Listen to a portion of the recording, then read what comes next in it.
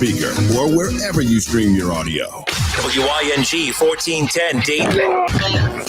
Dayton's ESPN Radio. It's the Justin Kinner Show, live here on ESPN Dayton, 1410 Wing AM. Tweet the show at 1410 Kinner or give us a call at 457-9464. We now send you to the Wing Studios in Kettering. Here's your host, Justin Kinner.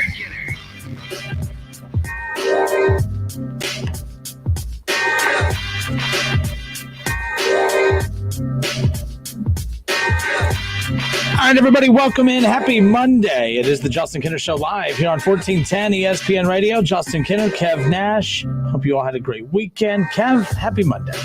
Good Monday, man. How are you? I'm fine. I'm here. I'm alive. You sure? Oh, I'm definitely here, and I'm definitely alive. I pinched myself 85 times coming home, just making sure. Okay. Is there anything you want to share with the listening audience? Yes. Last week was a huge week. It was a huge week in my life because the Browns beat the Bengals. Ooh, what happened the week before that? The Browns lost to the Ravens. Oh, okay.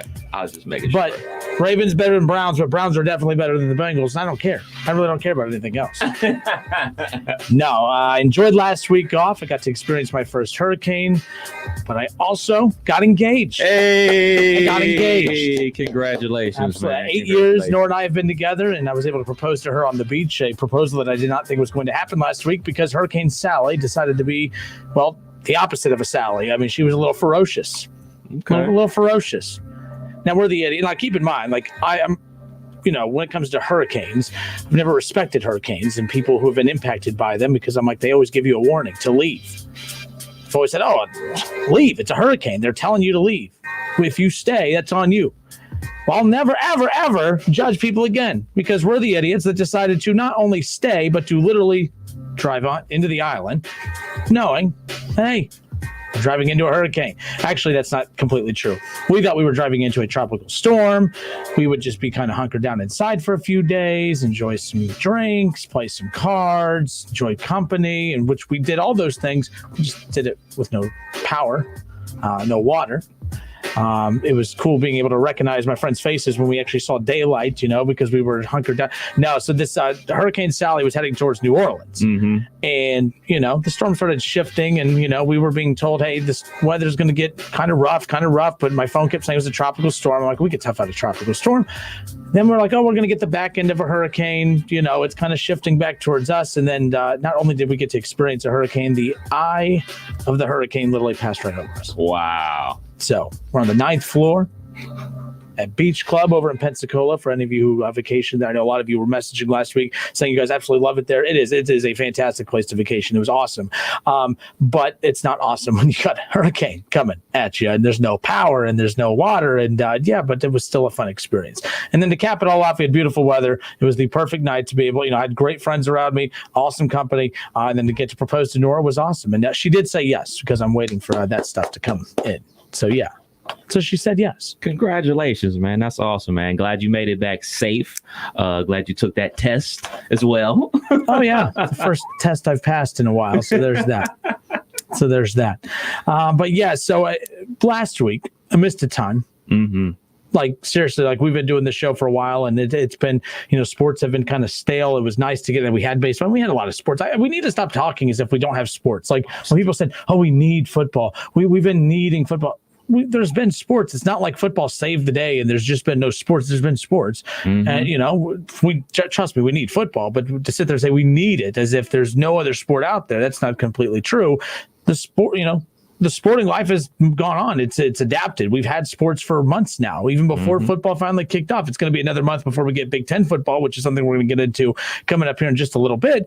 But like last week was a huge week because the Reds decided that when Kinner leaves town, they decide they want to play some baseball.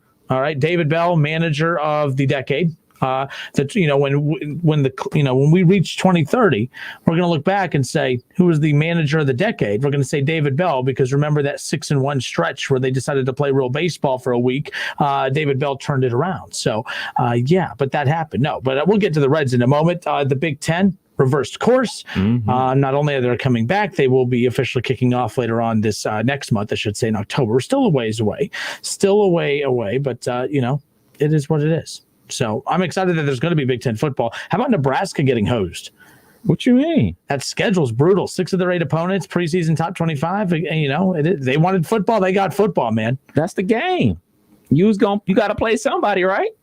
I'm not complaining. I'm not a Nebraska fan. I could care less, but let's not act like the Big Ten ain't being petty here. You think so? The Big Ten's been getting sucker punched left and right for weeks now, for a month and a half, for months. And Nebraska's one of the, they knew, I think the Big Ten was ready to take heat from Buckeye fans. I think but then they had this little chihuahua over in the corner that was chirping. Like they knew they were going to deal with the pit bull in the Buckeyes. They knew that. Okay. They were ready and prepared to deal with the German Shepherd pit bull, big ferocious dog being the Ohio State Buckeyes. What they did not anticipate was the little yapping chihuahua in the corner, which was Nebraska. Let's not act like the Big Ten didn't know what they were doing and giving them the most difficult schedule in the Big Ten. And let's also realize that, hey, when you're afraid of getting bit, you're a little bit nicer to that dog. You're trying to, you don't put your hand directly out there. You kind of go timidly. You want to pet the dog. You want to give the dog some treats. You want to make sure the dog's comfortable. The Buckeyes are the big dog. You want to make them comfortable. You want to make them feel at home that, hey, it's a little rough right now, but hey, we're gonna pat you on the head. We're gonna give you some treats. Everything's gonna be okay. And they literally gave the Buckeyes some treats, some little snacks. Well, 8-week preseason, getting them ready for that college football playoff. They did a lot of talking. You don't make the playoff, you were pampered, you were taken care of, and there's nothing wrong with that. They deserve it. I'm not saying they better not lose a game. Buckeyes, you better not lose a game. No, scratch that. I said it on this show. If the Big Ten comes back, it is all done for the Buckeyes. I demand a national championship. I'm not expecting. I demand a national championship. All the hemming and hawing, all the we're going to sue you, all the movement and everything like that from so many players on the team, protests from the parents, guys entering the draft, coming back. I respect you guys. I love you guys. I'm going to be rooting for you guys every Saturday for sure. But you have to win the championship because this is all done in your favor. Everything is in your favor. You only got to play an 8-game regular season schedule. Other conferences are playing more games. You got a cupcake schedule outside the 2 opponents, that being Penn State and that team up north. You better win a national championship, not just a conference championship. I'm on my Justin Kenner today. I'm tired. It's tough to be Justin Kenner every day. A Big Ten championship won't suffice. A trip to the playoffs won't suffice. A trip to the national championship game won't suffice. Only thing that matters is a national championship this season. Period. Point blank. I'm not having anything else from a national championship from the Buckeyes. Shaun Wade, of course, comes back. My only problem with that is the timing of when he opted out. That made zero sense to me. I was a little irritated with that. I always support players when they opt out. That doesn't bother me. You have that right to do so. But I feel like that was done for attention. That's my view on it. That was strictly done for attention. Like, you fought that hard to get a season back. And all the rumors started heating up saying, hey, in the next couple of days, we're announcing that we're coming back. And you prematurely you opt out. And then not only do you come back, which I'm fine with as well, but not only do you come back, but then you hold this little special on ESPN too, like you're LeBron James, the decision. You're taking your talents back to Columbus where you never left to begin with. That was annoying. That irritated me. I'm glad he's back, but give me a break. What was that? That was baloney. It is something that we all notice about. It's always about recruiting. It is always about recruiting and putting your star players on TV as much as humanly possible. That was partially a recruiting tactic to make the announcement that he's coming back to Ohio State. Because for who? For the school. For the school. You think so he's a coach now, huh? So you don't think that helps Ohio State in recruiting? I think he's a selfish individual who was not thinking about Ohio State at that time. I don't think it's selfish. I think it's helping the team out. And I also believe that with all the rumors that we've had rumors that the season was going to start before. Mm-hmm. Like, there's a million rumors going around. We had Joe Paterno's son on, and he was talking about so many rumors. Everybody's got a source. So at that point, you got to have a line in the sand. Maybe him and his family had a line in the sand, a date to say, all right, if we're not back or we're not hearing what we need to hear by this date, we got to go ahead and move forward and turn pro and start getting ready for the pros and everything like that. And that day came that he made his decision. Then 2 days later, the Big Ten, as we all know, we saw it with the schedule. They dropped the schedule on a Thursday, canceled the rest of the season on a Saturday. Like, this stuff is moving fast. So you got to be able to adjust. And Sean Wade, he adjusted and decided to come back. Wyatt Davis adjusted and decided to come back. Rashad Bateman from Minnesota, he's trying to come back. So a lot of guys are trying to come back. I don't know if that's the smartest thing to do in the world, but hey, come on back and win us a national championship. Win yourself a national championship. Put the Buckeyes on the map in the college football playoff again. I demand a national championship. And by the way, the path to get there is there. I mean, let's be honest. You know, the schedule for one, Ohio State. By the way, we are Dayton's home, the Ohio State Buckeyes, and you can catch everybody right here on 1410 ESPN Radio. Ohio State kicks off the season at home against Nebraska. By the way, I'm telling you right now, there's no coincidence at all. And look, this is. I mean, there's nothing. Someone said you're stirring the pot with the Nebraska. What pot am I stirring? That's not even I'm not. If I'm going to stir a pot, I'm not going to waste my time with Nebraska. Let's just be clear. I'm pointing out that if you really look at the two teams that chirped the most, one team had a lot of weight and the other team was Nebraska. Okay, the Buckeyes got the easiest schedule in the Big Ten, and Nebraska, who was coincidentally enough the other one chirping and threatening with lawsuits. I don't think it's a coincidence at all that the Big Ten threw them a gauntlet. 6 of their 8 opponents, all preseason top 25.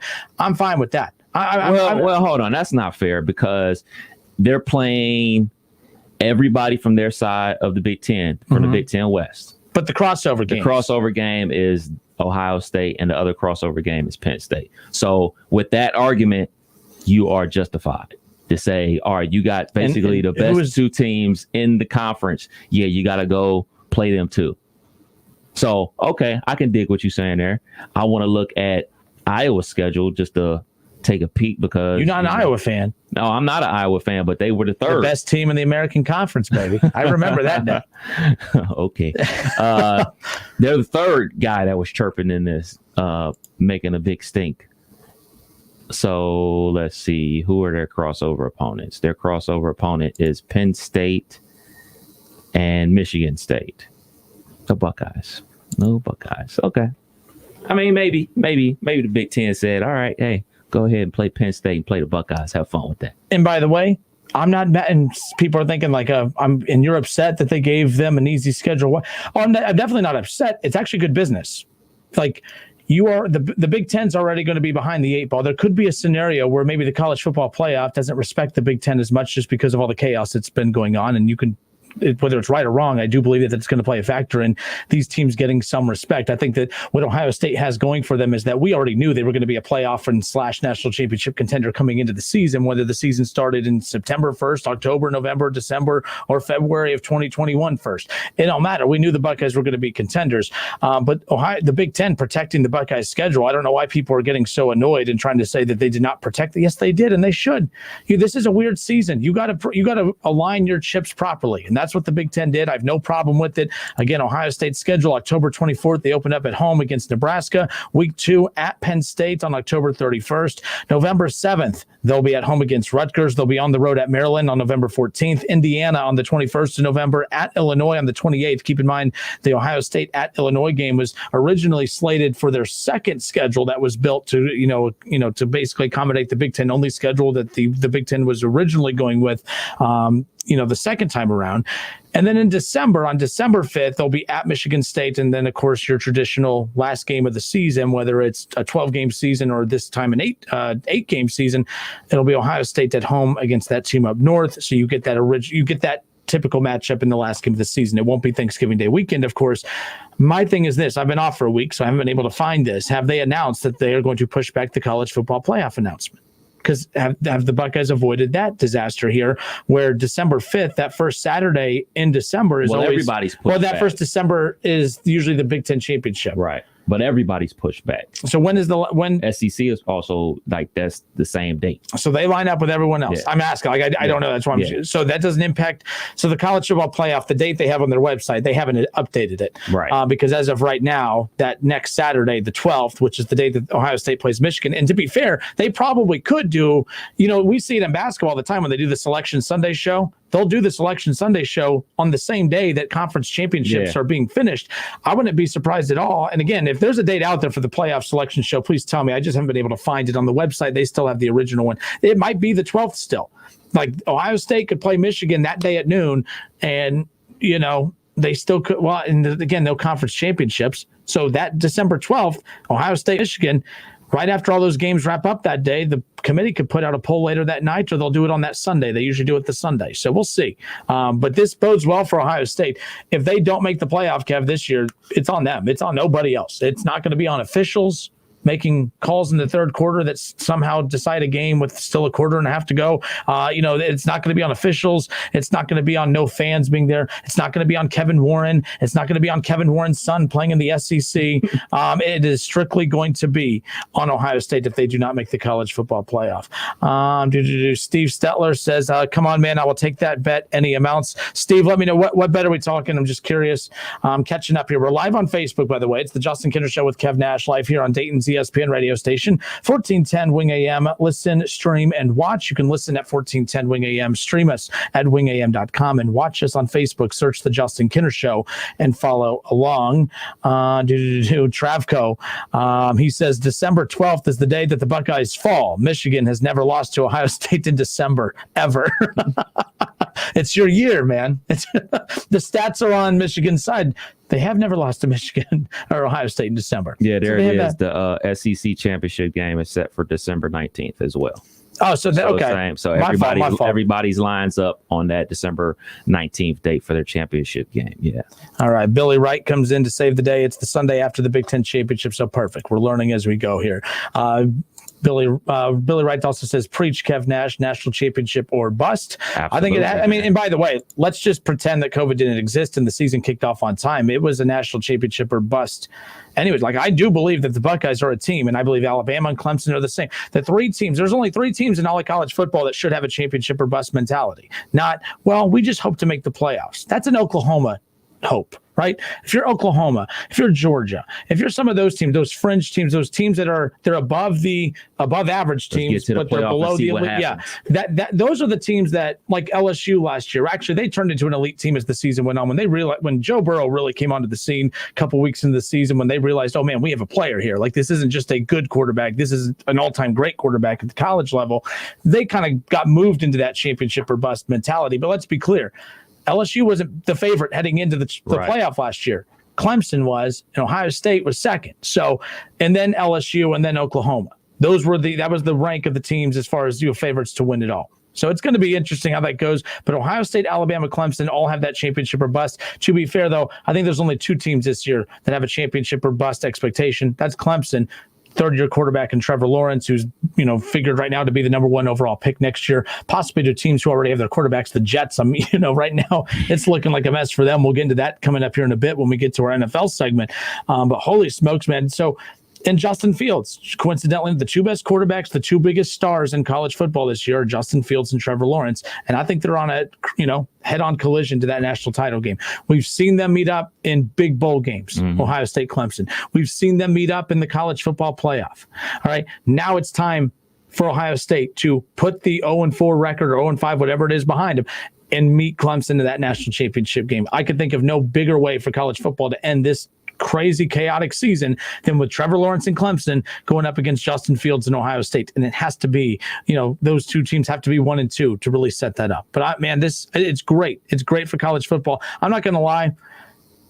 Over the weekend too, there were some college football games. I'm sorry. You can go to do the Miami, Louisville game. You can try to find the cute little big games of what you have. It just doesn't feel right. And it's not because no fans are there. It's just because we know, okay, you wouldn't be wasting Chris Fowler, Kirk Herbstreit. You wouldn't be wasting your time with this game of 17 versus 15 or whatever the rankings were this past weekend. We all know that the games every Saturday for game day are Alabama, the LSUs, the Georgias, the Notre Dames, the Clemsons, the Ohio States. Now, everyone's playing with the full deck, and that's what I'm excited about here in a few I'm weeks. super excited, man. You know, there's rumblings that one of my favorite conferences in the world, the MAC, may be coming back. Also rumblings that the Pac-12 may be coming back, and it's all about testing and them doing the heart monitoring and everything like that. Something I found very interesting when I was reading everything that came out from the Big Ten. 3 weeks. You're out 3 weeks if you test positive for COVID-19. You know what that's going to lead to? Lies, cover-ups. That's 3 weeks. 3 weeks, but it's done by an independent. Yeah, and no, and that's fine. And look, their back was against the wall. They like baseball. And again, they could be more lenient with professional athletes than they can here. I get that it's different, but I'm telling you right now, you think teams are sneaky with covering up little ankle injury? Like, this is going to be worse. This is going to be worse. You're going to have cover-ups. But you're right, though. It's hard to cover up stuff with third-party stuff. You're right. You cover it up? That's true. But I trust me, they'll find a way, though. They'll find a way. Where there was a will, there's a way. We already saw the first coach test positive for COVID-19. Mike Norvell from Florida State tested positive for COVID-19. He's not going to be able to coach on Saturday. He's coaching via Zoom throughout the week, so that's weird. But 21 days if you test positive for COVID-19. And something also I want to say, if a player from your favorite team tests positive for COVID-19, that doesn't mean he was out at the club or out partying or out being negligent and just being a teenager or being a college person. You know, this virus is very catchy. You can catch it at the gas station. You can catch it from wherever. So if your favorite team player catches COVID-19, please don't destroy him and say he was being irresponsible. He blew our chances at a national championship because he was selfish. Like, this is still a virus that we're learning so much about. And I do believe that Ohio State and a lot of other schools are doing their very best, especially the athletes, to be controlled environment and stay in the house and practice game home. Especially the Buckeyes. They're the ones with everything to lose here. All right, it's the Justin Kinner Show with Kev Nash right here on 1410 ESPN Radio, 457-9464. That's the number you can call in to join in on the conversation. But we're live on Facebook. Leave your questions, comments, and contributions to the show in the comments section. Search the Justin Kinner Show on Facebook. We'll talk more Ohio State college football coming up around the corner real quick.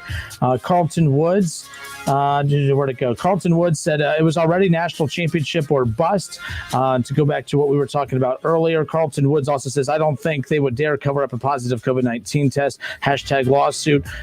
Carlton, you would think, but that I'm not giving college any benefit of the doubt. There was already reports out of Alabama that they were instructing players and teams, or not teams, but instructing players and coaches. And again, how much validity there is to that.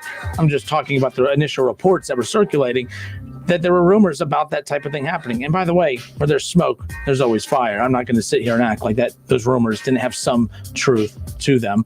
Ron Howard says, how about the NFL? No positive tests so far. They did have one. Do you know which player that was? Adam Schefter talked about that in the pregame on yesterday before NFL's Week 2 kickoff. So, all right, we got plenty more to get into. The Reds decided to be a real baseball team and make it interesting in the final couple weeks of the season. In your face, Gunner. Absolutely. After sweeping the Pirates, they took 2 of 3 from the best team in the American League. Hey, White Sox, Reds, maybe a little World Series preview. Who knows? It's been a crazy year. How about a crazy finish?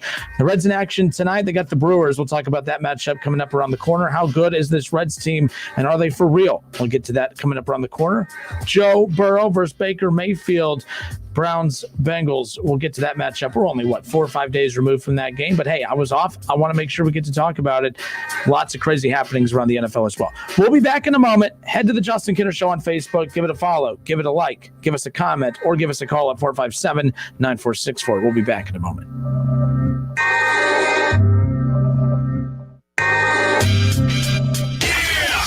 It's the Justin Kinner Show with Kev Nash on 1410 ESPN Radio. ESPN 1410 Wing AM weather. It's the last day of summer, and we have sunny skies and a high of 73. Overnight, clear and dry with a low of 44. And for your Tuesday, a sun and cloud mix with a high of 77 degrees. And I'm Lorna Stevens for 1410 ESPN Radio. O'Reilly. When you need auto parts, O'ReillyAuto.com is just a few clicks away. We offer convenient options for you to get your parts quickly. Order online and pick up for free at your local O'Reilly Auto Parts store. We'll even bring it out curbside. Or you can have your parts delivered right to your door with free shipping on most orders over $35. Visit O'ReillyAuto.com. O'Reilly Auto Parts. Mike Foley is proud to serve you as our Montgomery County Clerk of Courts, and he's asking for your vote again this November. Mike is a father, an Army veteran, and has been a small business owner for over 20 years. He's not a career politician, but a leader that gets things done. Mike Foley has saved taxpayers over $3 million in less than 2 years in office by running the clerk's office more efficiently. He truly brings the courthouse to the community. For all the right reasons, let's re-elect Mike Foley, Montgomery County Clerk of Courts. This is Mike Foley, and I approve this message. Making it easier for you to get the frickin' chicken. Remember Frickers.com. That puts you in touch with everything you crave. Frickin' chicken wings, burgers, ribs, salads, wraps, everything you crave. Should you crave an ice-cold domestic draft beer? Join us and dine in. We have a 48-ounce personal pitcher for only $6. Dine in, carry out, delivery, and now order online at Frickers.com. The home for fun, food, sports, and spirits is the home to order online at Frickers.com. Tonight, Fox Premiere Week kicks off with a night of women who are strong, smart, and not afraid to kick your... You're playing with fire. Oh, I haven't even lit the match. First, Gabrielle Union and Jessica Alba partner up for the broadcast premiere of LA's Finest. LAPD, time's up. Then, Kim Cattrall stars in TV's most deliciously soapy new drama, Filthy Rich. I've dealt with a lot of bastards to get where I am. These three will be no different. Fox tonight. Listening to this Allstate commercial about savings might be the hardest thing about getting those savings. Save for simply becoming an Allstate customer. Save more for adding DriveWise. And save even more for driving safely. Visit Allstate.com or contact your local agent for a quote today. Allstate. Minimum effort, maximum reward. Not available in every state. New customer savings based on early signing discount. DriveWise is an optional feature. Savings vary based on how you buy. Subject to terms and conditions. Allstate Fire and Casualty Insurance Company and affiliates. Northbrook, Illinois. Sports injury, low back pain, or are you interested in improving your performance and getting to the next level? Orion Sports Medicine is truly a unique sports medicine and physical therapy clinic and training facility. We offer a highly educated staff that has experience working with athletes from the recreational and youth levels to elite professionals. We offer services that include PT, functional assessment, wellness, fitness, return to sport, sports performance, strength and conditioning, speed and agility training, all at our state-of-the-art facility in Miamisburg. For more information on Orion Sports Medicine, visit orionsportsmedicine.com. Now at Menards, save big money in your next project with 11% off everything. Menards has over 1,200 in-stock moldings for almost any project, and all 11% off. They're available in different wood species such as poplar, pine, oak, maple, and MDF in ready-to-finish, primed, and pre-finished options. Get 11% off everything now at Menards. Good through September 26th. Savings are a mail-in rebate. Some exclusions apply. See store for details. Save big money at Menards.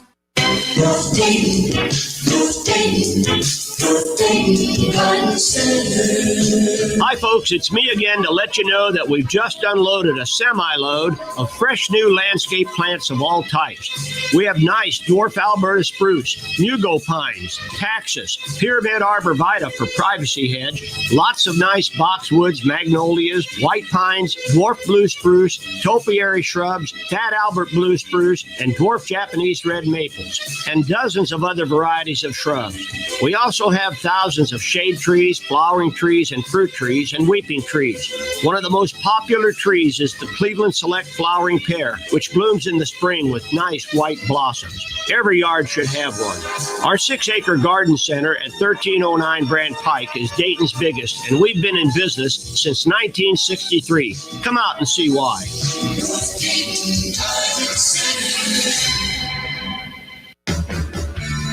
Hi, Joey Beckett here at Buckeye Ford in Sydney, home of the Works Package and the Double Take Tire Specials.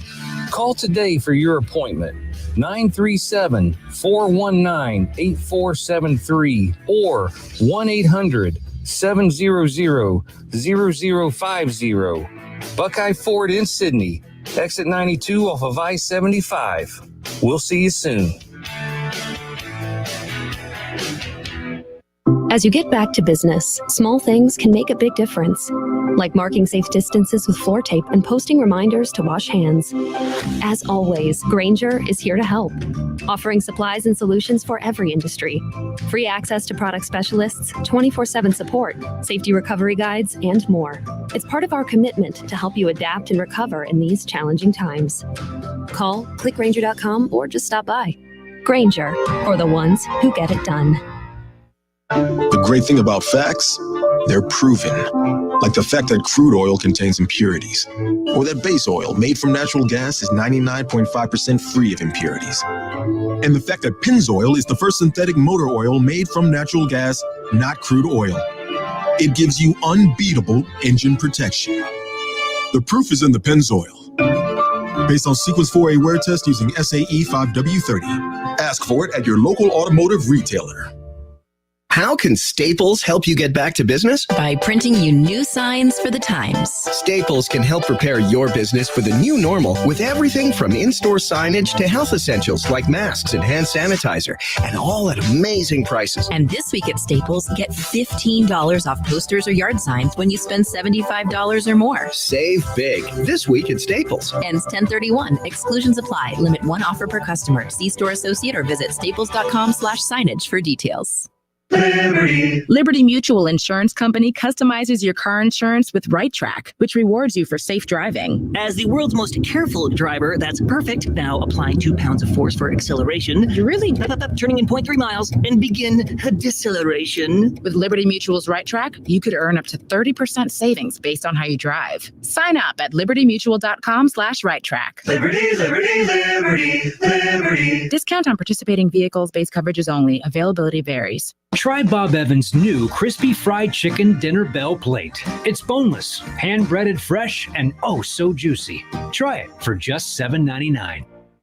There are many ways to catch the Justin Kinner Show with Kev Nash on 1410 ESPN Radio, weekdays from 3 to 6 p.m. You can catch it live right here on 1410 Wing AM, or you can stream the show at wingam.com. But now we have another way that you can take in the show. You can now watch the Justin Kinner Show with Kev Nash live on ESPN Dayton's Facebook page. Listen, stream, watch. It's the Justin Kinner Show with Kev Nash, weekdays from 3 to 6 p.m. on 1410 ESPN Radio. Whether you're at home, at work, or in your car, tune in to ESPN 1410 Wing AM or stream us live at wingam.com.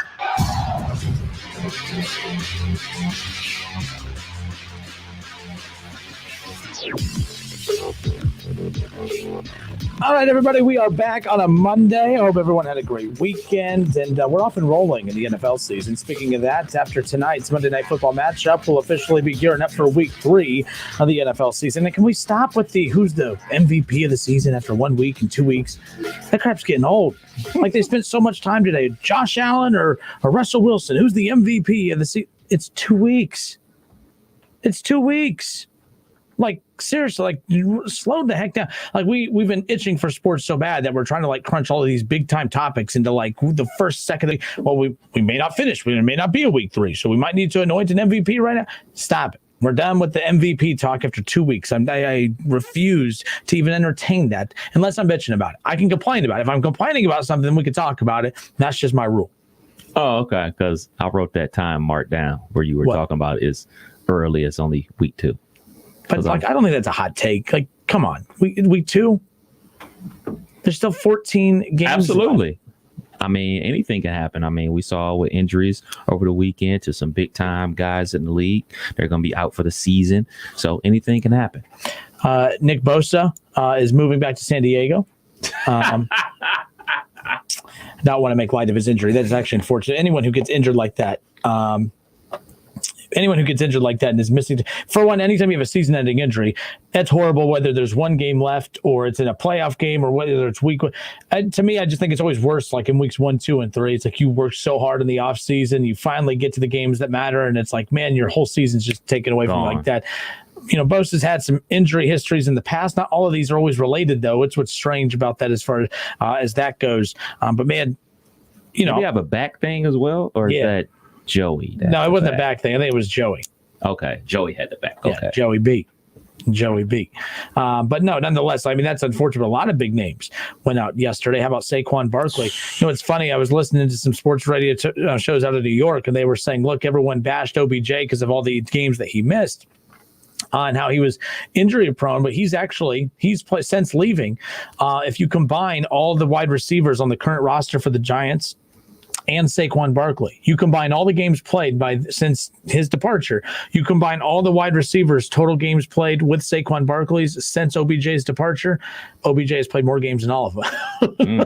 And by the way, he played all 16 games for the Browns last year, and he's played the first 2. Technically only 1. He didn't really show up in week 1. But 18 games OBJ has played in and started in, and that is more than all of the combined total starts for the current wide receivers on that roster with Daniel Jones right now and Saquon Barkley. You know, I would remember being adamant that year that the Browns needed to take Saquon Barkley, and I'm glad that they I like Saquon Barkley too, and he's healthy. It's a hell of a talent. But that injury thing, man, I'm telling you, like that's been brutal for the Giants. Daniel Jones doesn't look terrible, but the New York teams are garbage. Horrible. The New York teams are garbage. And, you know, people could rip the Browns all you want about what they've done with Baker Mayfield. Actually, they haven't done anything wrong with Baker Mayfield. Jets fans should be jealous of the job that the Browns have done with Baker Mayfield. Now, I know that Baker hasn't necessarily been, you know, top notch. Don't get me wrong. I'm not going to make excuses, but that's on him. Because it's not on the Browns, Kevin. When they load you up with wide receivers, when they load you up with an offensive line, when they load you up with running backs and talent and tight ends, and they load you, that's on him. Sam Darnold isn't getting any of that. Now, I thought the Jets were at least making an honest effort. Of course, they go out and they get Le'Veon Bell. Of course, you're familiar with Le'Veon Bell. You know, they go and get Le'Veon Bell. And I thought, man, okay, they're doing what a lot of these teams are doing. They're providing weapons for their young quarterbacks, but they've taken a major step back. And I think that should be a concern and something to keep, an eye on moving forward as far as that goes. I already saw a meme today that the Jets and Trevor Lawrence, that the Jets could be lining up for that. But, we talked about, we were ripping the Bengals organization, saying, hey, that's an organization that if you're a top quarterback in college, you don't want to end up at. Right. Which, by the way, 2 games in, I'm looking like I'm spot on that, by the way, but we'll get into that coming up in a moment. But Trevor Lawrence, I wouldn't want to go to any of the New York teams right now. And I think the Giants are okay. I still think, that the Jets have it. Sam Darnold's a good quarterback, but they haven't put him in position to succeed at all. If Baker fails in Cleveland, that's on Baker. If Sam Darnold fails with the Jets, that's on the Jets, unfortunately. And I don't know if he'll be able to recover. We've already seen one quarterback from that draft class already kind of, flail out, and that was Josh Rosen. Mm-hmm. Lamar Jackson, who really wasn't at the time looked at as a part of that core quarterback. He wasn't looked at as the immediate core of quarterbacks that came out of that draft class. You had Josh Rosen, Josh Allen, Baker Mayfield, Sam Darnold. Those were the guys that everyone was keeping an eye on. Josh Rosen, he's no longer a part of that conversation. Lamar Jackson not only moved himself into the conversation, he is the face of that draft class as far as quarterbacks are concerned. And then you have Josh Allen, who has quietly been the second most impressive quarterback of that bunch. And you know me, I love Baker Mayfield, but Josh Allen he's continued to improve every week, every season. He is the only one that has not taken a step back, him and Lamar. Like Baker took a step back last year. He's taking steps forward this year. He's easily. So this is the thing for the Browns. They've had arguably the best team in football in week 1. And then they arguably played the worst team in football in week 2. Ain't no argument. Jets is the worst team. Okay, so really we're by talking a mile. Tallest short person then is what we're talking about between the Bengals and the Jets as far as that's concerned. How bad do you think the Bengals really are? I think they're really bad considering the fact that they're trying. The Jets didn't even try this offseason to load up that roster. That's why the Jets are, you play stupid games, you win stupid prizes. The Jets didn't even try to reconstruct that roster. Like the Bengals look bad, and they spent $160 million. The Bengals beat not only the Jets, but they beat the Giants as well. The Giants and the New York football teams are horrible. Mm-hmm. The Bengals I'm not convinced. The Bengals are just bad. But I'm not convinced that the Bengals are that much better than those other 2 teams. Oh man. Well, maybe because I watched the game where Saquon Barkley ran for 6 yards on 15 carries, and his longest run was 7 yards. So your long run was more than you had a whole total the entire game on the ground. Like they shut him down. And unfortunately, obviously, he got hurt this past week. And I was watching some of the Jets game yesterday. Out the gate, The very first play out the gate is an 80-yard run. You're like, all right, man, that's an anomaly. Then they had another 55-yard run. Like, the Jets are a train wreck. Like, I think it's without a doubt that it's the Jets, Giants, and Lions are the 3 worst teams in the NFL. The Lions too? Absolutely. The Bengals, and by the way, Bengals fans, get your panties out of a wad. I'm not saying they're the worst team in football. I said they're right there with the group of the worst teams in football. If we're talking, so Bengals fans, and again, here it comes. You want to start arguing, the Bengals are way better than those teams. Okay, cool. You're making that argument. What did you just win? We're better than the Jets. Awesome. Awesome. Rutgers is better than the Jets. So what are you really trying to win? What are you trying to win in this argument, Bengals fans, as far as that's concerned? The reason that I believe the Bengals should be more concerned than those other ones is because the Bengals tried. I think it's week 2. The Bengals can come out and kick ass in week 3, and they really didn't look. They looked okay against the Browns. The Browns defense is bad too. I'm not painting the Browns to be this fantastic team. I still think, I picked them to win 12 games. I'm going to stick with it. But that defense is ugly. That defense is why the Browns will not win 12 games. That defense is why they won't win 9 games. And the other reason they won't win 13 games is because they don't play the Bengals 13 more times. So that's, everything else is a toss-up as far as that's concerned. But no, we'll dive. I don't even know how we were starting this anyways to begin with, but which, by the way, week 3 kicks off this week after tonight's Monday Night Football matchup, which we'll talk about in a moment. Make sure you head to wingam.com and submit your picks. I'm furious. I tried to submit my picks on Saturday. And Saturday, I thought I had them submitted, but our Wi-Fi was a little funky, I guess, because I thought I hit submit. I thought I hit send. It didn't do anything. So I'm angry. Already week 2, and I'm already behind 16 games, everybody else as far as that. So I'm frustrated. But the good thing is that it's not about totals from week to week. It's about how many you get that week. So head to wingam.com, click on the NFL Pro Football Pick'em Challenge presented by Frickers. $25 in Frickers Fun Bucks to the weekly winners. We'll be contacting the winners from week 1 and 2 tomorrow, off last week, catching up on the winners coming up tomorrow. So make sure, keep an eye on where you fall within those standings. All right, when we come back, we'll talk about that Browns and Bengals game and some of the takeaways from it. Again, we're days removed from it, but this is the first time I've been back since those 2 teams squared off on Thursday night football, and I'm excited to hear people's takeaways. By the way, it's exactly what I wanted. I wanted it to be Joe Burrow versus Baker Mayfield. And take away how good or bad you think the Browns are, take away how good or bad you think the Bengals are. Joe Burrow versus Baker Mayfield delivered. It's exactly what I wanted out of this rivalry moving forward, and you're going to see a lot more of that. We'll talk Browns-Bengals next.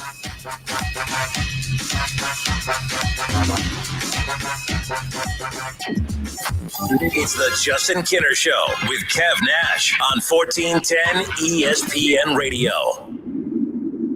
It's the summer clearance event at Key Chrysler. I'm Chris Toby. At Key, our primary focus is your safety and ours. We are practicing safe social distancing. Probably like you, we hate it, but we are wearing our masks, and we are diligently cleaning the dealership.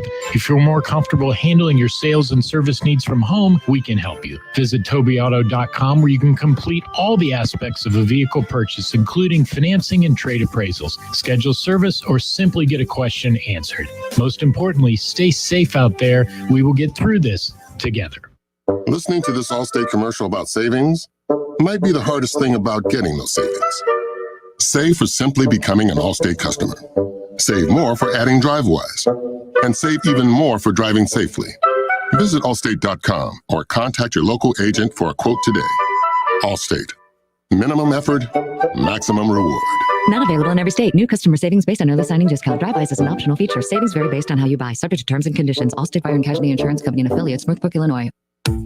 Pros today have to do whatever the job calls for, and the Home Depot is here to help make that easier.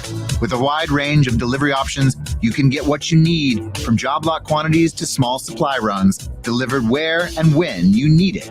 Don't want to buy the tool? Rent it. We've got the most innovative products and more ways for pros to find them, in-store and online.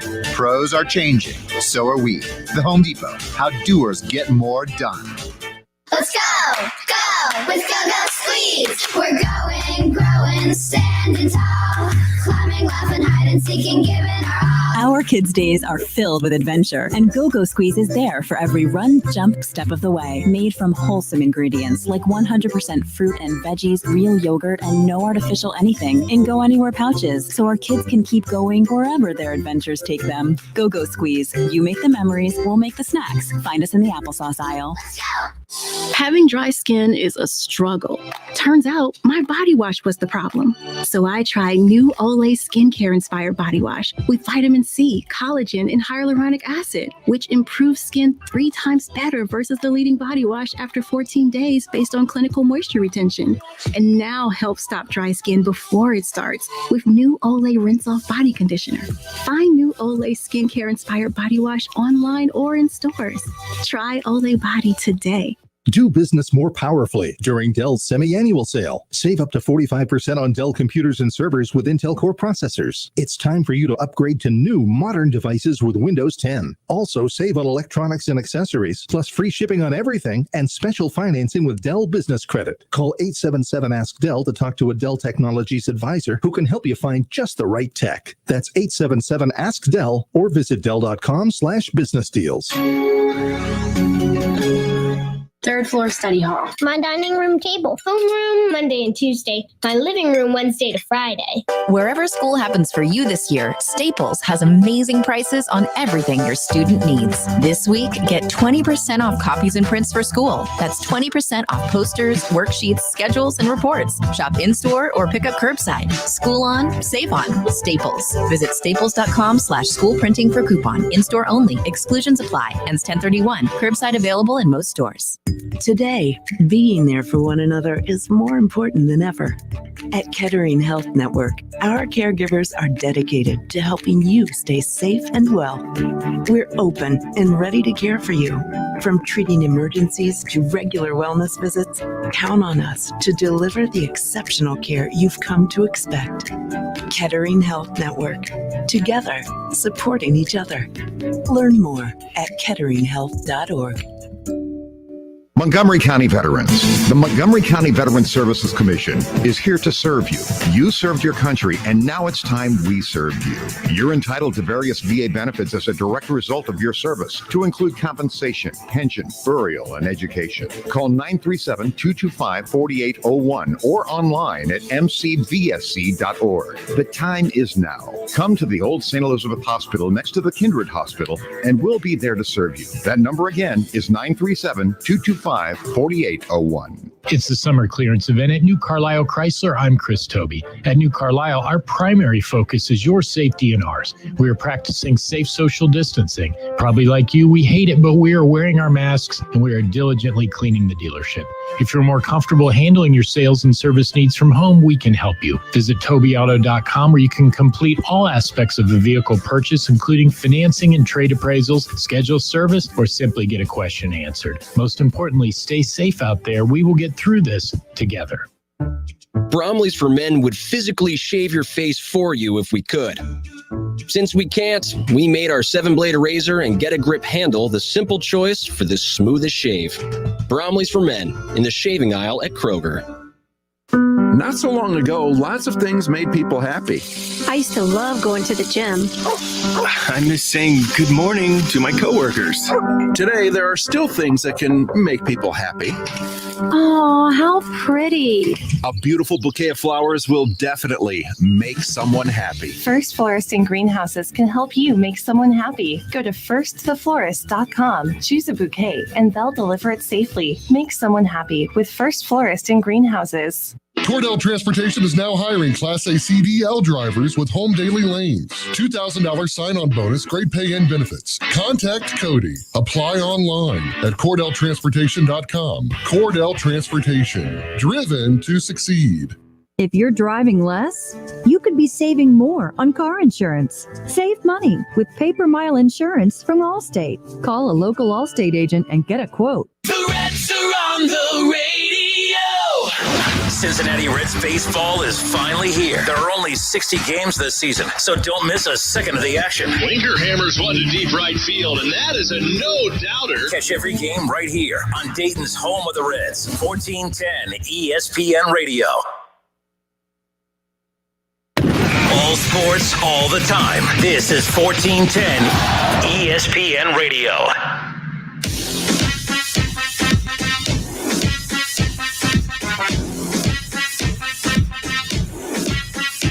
How about this? I found this news interesting, Kevin, that tonight Reese Davis and Kirk Herbstreit will host a megacast on ESPN2 at 8 p.m. for the Monday Night Football matchup between the Saints and the Raiders. Again, it'll be the first home game of the season for the Raiders, but the first home game for the Vegas Raiders, Las Vegas Raiders. Again, Kirk Herbstreit on Instagram says, a ridiculous guest list that features Peyton Manning, Russell Wilson, Kenny Chesney, Charles Barkley, Nick Saban, Dabo, Pat McAfee. Legend. Love Pat McAfee. Pat McAfee should not be able to appear on this because he should be calling Monday Night Football. I actually like the crew they have, but I think what's hurting ESPN is the best football broadcasting crew, not best college or best pro, but the best overall football. Fowler and Herbstreit. Like, if I'm the current Monday Night Football crew, I'm mad that they put them on before them. Because remember, they called that game one of the doubleheader between the Giants and Steelers, a week ago tonight. They did such a good job with that game that it really kind of just flattened the momentum for the new Monday Night Football crew. They're good. They're really, really good. They're so easy to listen to. And I was surprised at how comfortable they had me watching that game last Monday. That was like the last night before we lost all our power due to Hurricane Sally when I was in Pensacola. They did a great job. And I think that they had so much positive feedback. Now ESPN's using them for these like little megacast type deals. I don't know what you think of that. I mean, I like it. But if I'm the Monday Night Football crew, I'm like, stay away. Like, they're not going to build if you keep putting something that's better than them, at least in the perception right now. I don't know how they can. Have you ever watched one of the megacasts? Yeah, they're fun. They're more loose. They're more light. But I don't know. I've never watched any of the megacasts. They do it for like the national championship game. Yeah. And like the big games and everything like that. I just have zero interest in watching them. I'm there to watch the game. I want to see the actual game. I'm not there to hear jokes and stuff like that. If Herbstreit or Fowler make jokes during their games, or there's jokes to be made during the actual Monday night game, I'm here for it. But I'm not there to watch that. Like, and most of the time, all those megacast games, Ohio State's playing in those megacast games that involve the national championship game. So I definitely don't want to hear that at all. Like, you do the megacast. I just think this is like, ESPN is using one of their prime talents like Herbstreit, hey man, we paying you a lot of money, man. You're really not doing too much this season. Like, these games are trash. You're not going to be traveling all over the place. Can you do us a solid and do this? That's how I view it. No, and I completely get that, but you also don't need to use them for that. Like, I don't really, to be fair, I don't really look at Fowler and Herbstreit as entertaining in that facet of it. Okay. They're just super good. They're really, really good at what they do. And that's the problem I have with it, as far as like, okay, ESPN, you're running a risk of ignoring what the fans are wanting. The fans are screaming for these two to be calling the games now. This is why they should never have put them on that Monday Night Football doubleheader to begin with. It was cool. I mean, we see that the NBA does that. They'll do the crossover stuff where they'll have Jay Billis call an NBA game, and then they'll send Mark Jackson and some guys to go call some college games. That's cool. It works, but no one's as passionate about watching college basketball on ESPN. It's a staple. College football is, as far as that's concerned. So there's that. Maybe they're just trying to corner the market. Maybe they know if you don't like this crew, you'll be watching this crew on this channel. Yeah, giving them a little bit of that. But again, I found that interesting. I wouldn't be surprised, like, if you can't change the Monday Night Football crew again, but I do believe that they've kind of found themselves in an interesting scenario here. People want Fowler and Herbstreit. They were very vocal about it on social media last week after that Monday Night Football game that they called. We'll see. And they didn't call the Steelers. Who was the first game? That's the game. It was the first Giants, one. yeah. That's right. Okay. So they did a good job with that, as far as that's concerned. We talked about this. MRI confirms New York Giants running back Saquon Barkley has a torn ACL, out for the season. Horrible. Nick Bosa, he goes out yesterday. I mean, it was a big injury-riddled week 2. As far as Sunday is concerned. So I found that to be interesting. Now the question is this all because of no preseason? Look, we're 2 or 3 years removed from one of the worst injury-prone seasons in the history of the National Football League, and they played 4 preseason games that year. Kev, I don't know if I think the sloppy play that we've seen, that's more of a fallout from no preseason. I don't believe the injuries are because of no preseason. You're working out, like, if by saying that the injuries are higher because there's no preseason, that's like saying, okay, they were just sitting around for that month waiting for the season to start. You're playing just as hard in practice. I mean, I'm not saying the intensity is as high. You can't really replicate that game-like intensity. It's hard to do sometimes. But no, I don't believe that the injuries are high because there was no preseason. I believe the sloppy play is a direct result of no preseason. But no, I don't believe that. If that's the case, then why don't we see injuries like this in the high school level? Why don't injuries riddle the college football game? These are pro athletes, the top of their game. I have a hard time believing that the pro athletes who are the best athletes in the entire world can't handle no preseason games, but yet high school and college athletes can handle no preseason games without getting hurt left and right. So I don't look at it as that. I just think football's a physical sport is what it is. The lack of preseason is definitely affecting sloppy play. If you watch any of the college football for the last 2 weeks, you've seen some of the worst college football you ever seen in your life. Like, these games are horrible. They're very difficult to watch. Penalties left to right, not just like, holding and stuff like that. Dudes can't get lined up correctly. Like, it's very difficult to watch. And in the pro game, the biggest casualty to no preseason is special teams. We're seeing a ton of missed kicks. We saw a terrible play, and I'm sure we'll talk about it later on, with the Cowboys and the Falcons with that onside kick. Like, people just not knowing the rules. You're not able to rep these things, and you get a lot of those special teams reps in preseason. As far as injuries, I don't think these type of injuries we're talking about with Bosa and Saquon Barkley are necessarily to do with preseason or lack thereof preseason, because these are knee injuries. If these were hamstring pulls, if these were groin pulls, if these are muscle issues, I would say, yeah, this has everything to do with lack of preseason and not being ready to play, ready to go. Like, I'm about to try to run as fast as humanly possible on this fly route, and I pulled a hamstring. These injuries, especially the guys that got hurt playing in MetLife Stadium, I was reading an article about the field. Like, I know you like to make jokes about AJ Green and what happened down here at Welcome Stadium, him messing up his legs or whatever, but that's what they're talking about. They're saying the field was slick, that their cleats were catching on the turf, and Joey ended up getting hurt. Jimmy Garoppolo ended up getting hurt, a knee injury as well. So those type of things, that's just football, and that's a bad field in MetLife Stadium potentially. But hamstrings, they got to play there again this week too, right? Like, because they turn around and play the Giants now. I believe so. Yeah.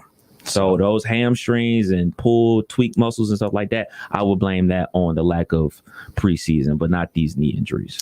Yeah, and I get, and let's be clear, we're only saying that the field conditions are bad because the top profile athletes are getting hurt. If the punter or the backup offensive lineman or the a linebacker who's going in just to give a guy a breather gets hurt. Four guys from one team, all in knee injury. I get That's it. not a coincidence. But it's football. I don't know. I get what you're saying. I'm not saying you're right. I'm just saying I'm not ready. I'm just all not in one. the same game. I'm not. But then every time you have a game where there's no one injured on the field, is that because the field conditions were good that game? Or I don't know. I'm just saying. And we look at I learned from the Reds. Luck plays a role in everything. They just have bad luck. It's not because the field. It's just bad luck. And we brought this up before about the Philadelphia Eagles old stadium where guys were. Ask Keith Byers how that goes. Yeah, guys blowing out their knees left to right. Michael Irvin's his situation there, hitting his head on the turf, basically paralyzing himself for a second. Like, turf plays a factor in these games, man. So I wish all the guys that got injured this weekend the best of luck and recovery. Because keep it real, man, they're out here, because it's their job, but part of this is for our entertainment value. So I salute those guys out there, man. All right, Justin Kinner, Kev Nash with you here on 1410 ESPN Radio. Before we close out hour one, Kev, this question comes in from Keith Tolliver. Keith says, how many coaches are on the hot seat besides the special teams coach for the Falcons right now? I think that's a good question. By the way, the Jets coach, he's on the hot seat. Yes, exactly. He's on the hot seat. Zach Taylor, not on the hot seat yet. Well, on his way to be. What? You're 2-16 as a head coach. All right. So before we go to break, can I ask you this question and we can answer it and get back? Can they be a better team and have the same exact record as they did last year? Can they be a better team and have the same exact record? Yes. Well, yeah. Bottom line is, I'm picking on Zach Taylor. This team's problem right now is not Zach Taylor. He's part of the problem. This team's problem is ownership. Again, you look at the product on the field and you scratch your head saying, what are you doing? Let's talk Bengals. Bengals fans, help me out, Bengals fans, because I want to hear. We're going to have a calm conversation. I'm not going to troll the Bengals. I'm going to have opinions that you may not like, but we're all going to have everyone on board. We're going to talk Bengals when we come back. Zach Taylor, is he the problem? Is the roster makeup the problem? Bengals fans, can you at least finally say Kidder was right when I said that the Bengals made a mistake by spending $160 million and not addressing that offensive line? How do you find? I mean, look how excited this fan base was to have Joe Burrow. With that being said, I know the ownership of the franchise was excited, but how did that not bring some kind of urgency to that front office to say, man, we are going to spend every dime we have to make sure that an offensive line is there to protect Joe Burrow, who, by the way, has been sacked more times in his first 2 games than Andrew Luck has, and than Andrew Luck was in his first couple games, and look where he is now. So I'm just saying, I called this out months ago. I said that the Bengals' problem is going to be that offensive line. Everyone said, oh, no, Pro Football Focus out of Cincinnati. Cincinnati, by the way, of course, they're trying to kiss up to Cincinnati. So, of course, they're going to put enough numbers in their damn calculator to try to convince themselves and everybody else that the offensive line is good. And some of you delusional Bengal fans called in and tried to convince me that the offensive line was graded really well. Look, I told you before, they got a good grade the final couple games of last season. Guess what, folks? I got an A in college one time. It didn't make me a straight A student. All right, so I don't want to hear that the Bengals offensive line was good last year and they felt good about it heading into this year. We'll be back in a moment. What'd you write down? It's a little blurry, so you're going to have to just, what did I say? It's only week 2 at 3:32 p.m. It's only week 2. Huh? It's only week 2, but keep in mind, some of these problems are the same problems that were back from last year, so technically it's week 18. We'll be back in a moment. Hour 2. Bengals fans, let's chat. Good one. Let's talk. Let's chat. Baker's still the second best quarterback in the AFC North. We'll be back. It's the Justin Kinner Show with Kev Nash on 1410 ESPN Radio. Roosters is where you, your family, and friends can order pizza, sandwiches, salads, and more. And the home of award-winning wings that are fresh, never frozen. Our Roosters family would like to thank all of our loyal Roosters guests who have supported us during these challenging times. Without you, we wouldn't have been able to keep our team members employed. We are striving to do everything we can to keep you and our team safe. Find a location near you at roosterswings.com. Roosters, a fun, casual joint. Morning. How'd you get in my house, B? Through the air conditioning vent. It's dark in there. Go away. How about some Honey Nut Cheerios? Cheerios. Do I look like a child to you? Honey Nut Cheerios are tasty and can help lower cholesterol as part of a heart-healthy diet. Did you just No. I'm pretty sure I heard a It was my dryer. You might want to get that thing checked out. Have a change of heart. Honey Nut Cheerios. Learn more about Honey Nut Cheerios by picking up a box at your local store. O'Reilly. When you need auto parts, O'ReillyAuto.com is just a few clicks away. We offer convenient options for you to get your parts quickly. Order online and pick up for free at your local O'Reilly Auto Parts store. We'll even bring it out curbside. Or you can have your parts delivered right to your door with free shipping on most orders over $35. Visit O'ReillyAuto.com. O'Reilly Auto Parts.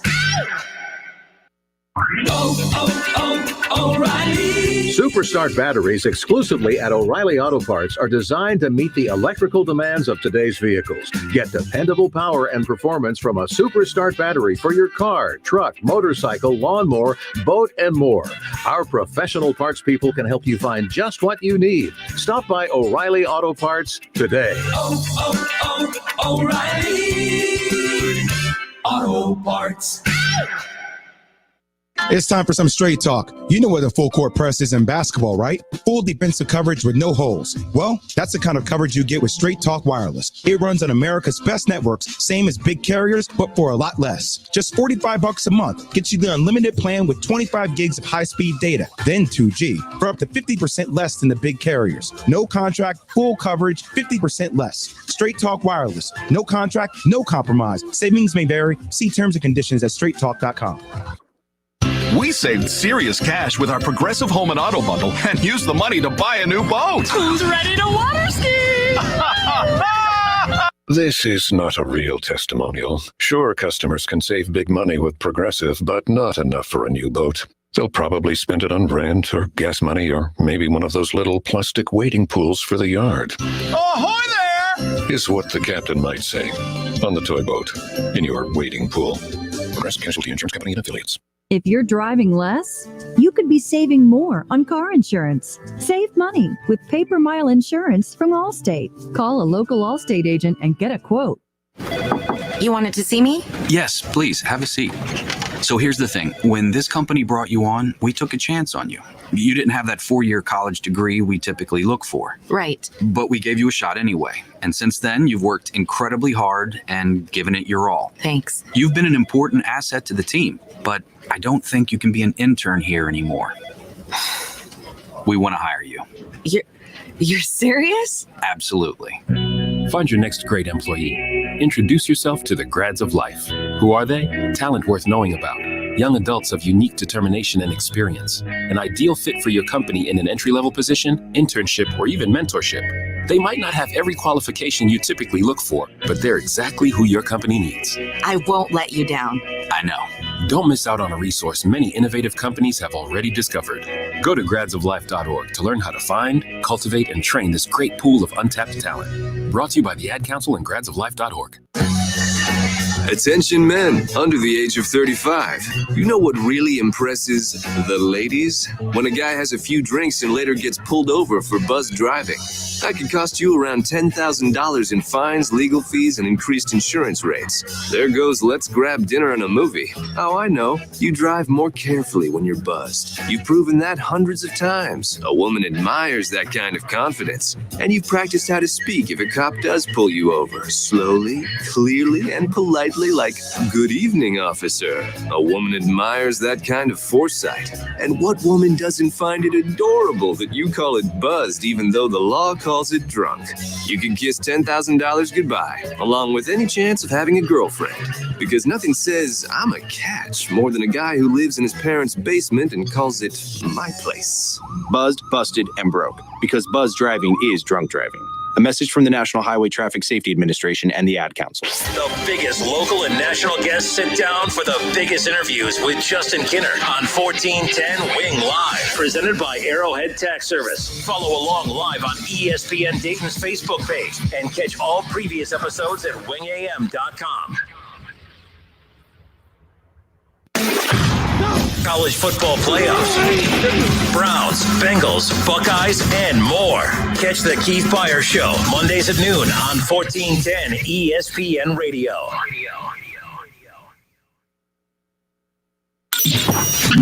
WING 1410 Dayton, Dayton's ESPN Radio. It's the Justin Kinner Show, live here on ESPN Dayton, 1410 Wing AM. Tweet the show at 1410 Kinner or give us a call at 457-9464. We now send you to the Wing Studios in Kettering. Here's your host, Justin Kinner.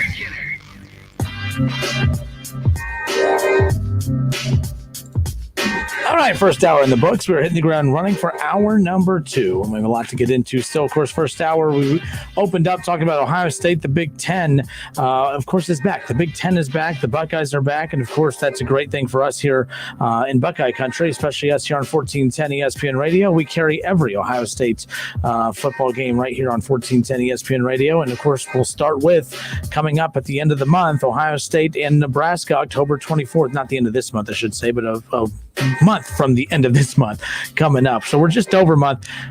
Man, that seems like so far off.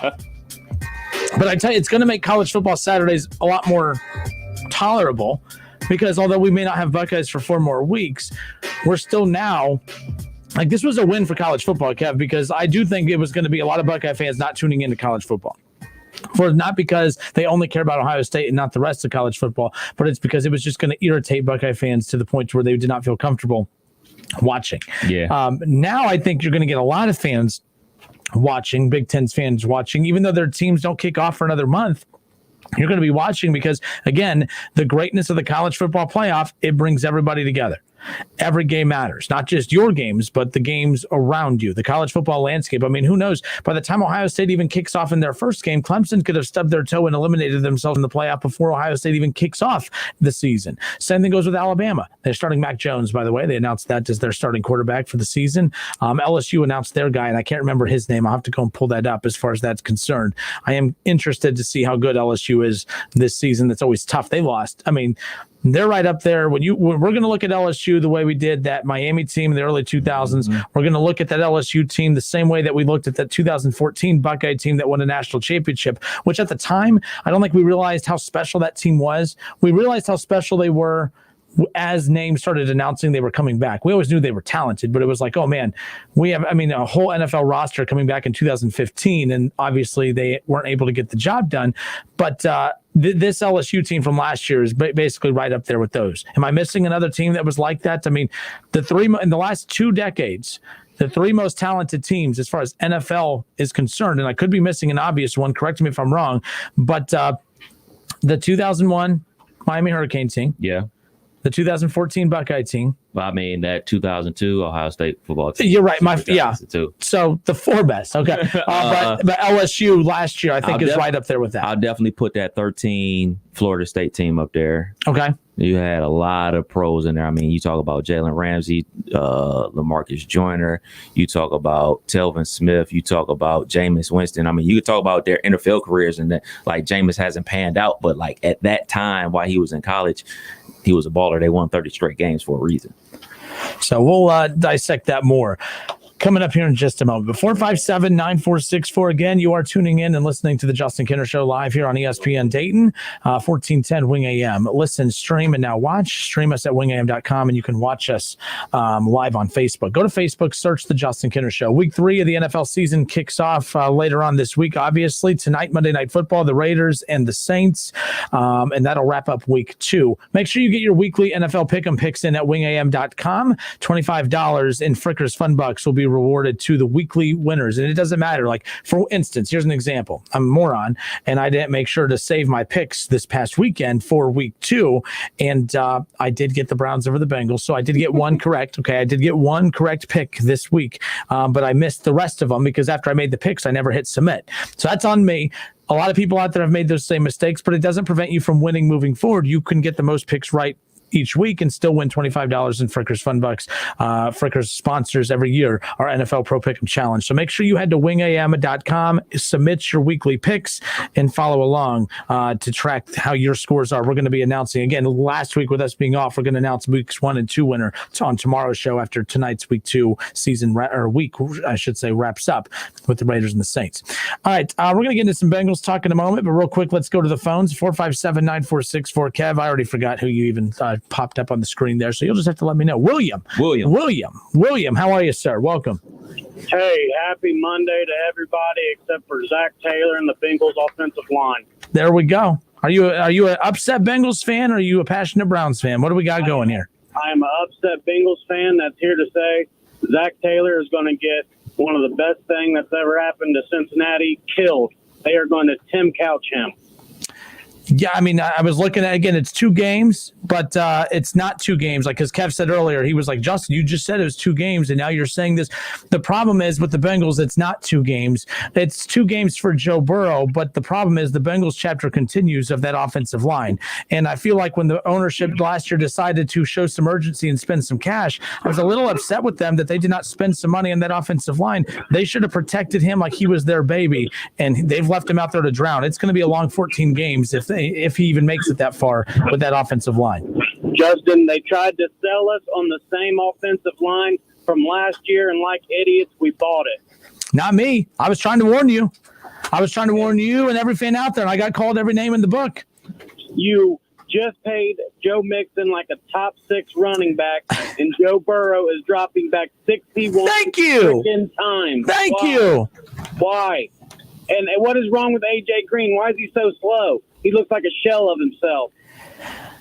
Look, and that was the concern about A.J. Green. And by the way, the one smart thing that the Bengals did do was that they did not give him that extension. That I will give them credit for. They should not have even, contemplated that, and I'm glad that they didn't. The offensive line's a problem. It's going to remain a problem. A.J. Green is slow, but let's be clear. That's not why the Bengals offense is struggling. It's not because A.J. Green is slow. You paid Tyler Boyd a lot of money. You paid Joe Mixon a lot of money. You got a night in T. Higgins. You got him late in the draft. He's supposed to be a contributor. This offense, and Joe Burrow has looked okay, but you are right. Thank you so much for bringing that up, William, because that was going to be my point that I brought up. You paid Joe Mixon $12.5 million in a league that you can find running backs growing on trees, and then you have your rookie quarterback behind a bad offensive line throw the ball 60-plus times. That's insane. That's insane. Zach Taylor is so far in over his head, it ain't funny. And then not only that, Myles Garrett, 9 times more pressures than the entire Bengals defensive team. 9 times more pressures. Oh, my God. Baker Mayfield didn't get touched outside of the dirty play when we nailed him. Thank God. Absolutely. Hey, William, call back anytime. We'll be doing our the State of the Bengals every Monday. How about that? Thanks, Justin. Take care. All right, 457-9464. Let's be clear. I mean, is it Zach Taylor? Zach Taylor is part of the problem, but I think this was on Mike Brown. This is on ownership.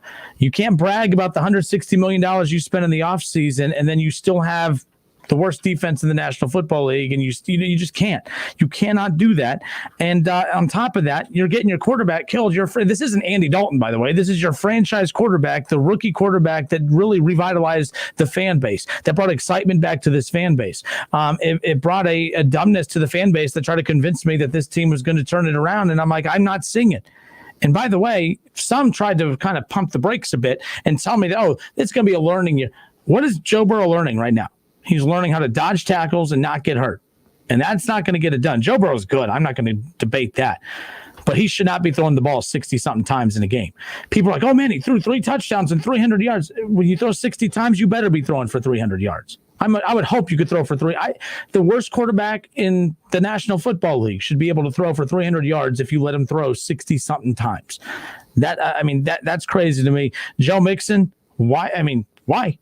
Why isn't he getting it done? And he led the AFC, or led the AFC in rushing 2 years ago behind the worst offensive line in football. So what's going on? I mean, Kev, I'm just curious your thoughts on this too. Again, I'm trying not to be too trolling with this, but the Bengals make it too easy. I'm not impressed. You could talk about how they almost came back to beat the Browns. The Browns, we're going to get to them because they're a big clown show right now too. I'm not very happy with the Browns either. So it's not like the Bengals played well. The Browns, they were taking advantage of the Browns' deficiencies. The Bengals are good enough to beat the Browns. They're good enough to beat the Browns. You said it right there. I think that they pass so much because that is the weakness of the Browns.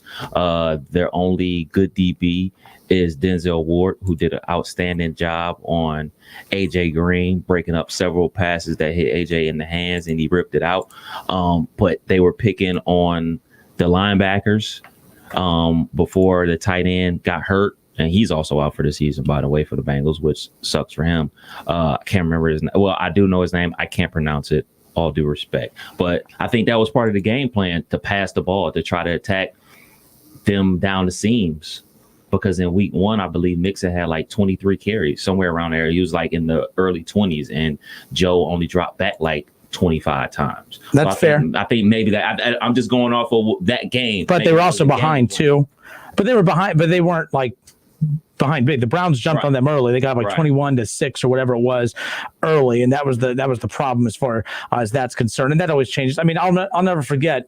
And this is a college game I went to, but it was Ohio State at Purdue, and it was like 76. Yeah. I mean, Dwayne 75 passes for Haskins. Purdue jumped on. I mean, again, this is common knowledge. This is common sense. When you get behind, of course, you're not going to waste time handing the ball off, because you got to try to make plays.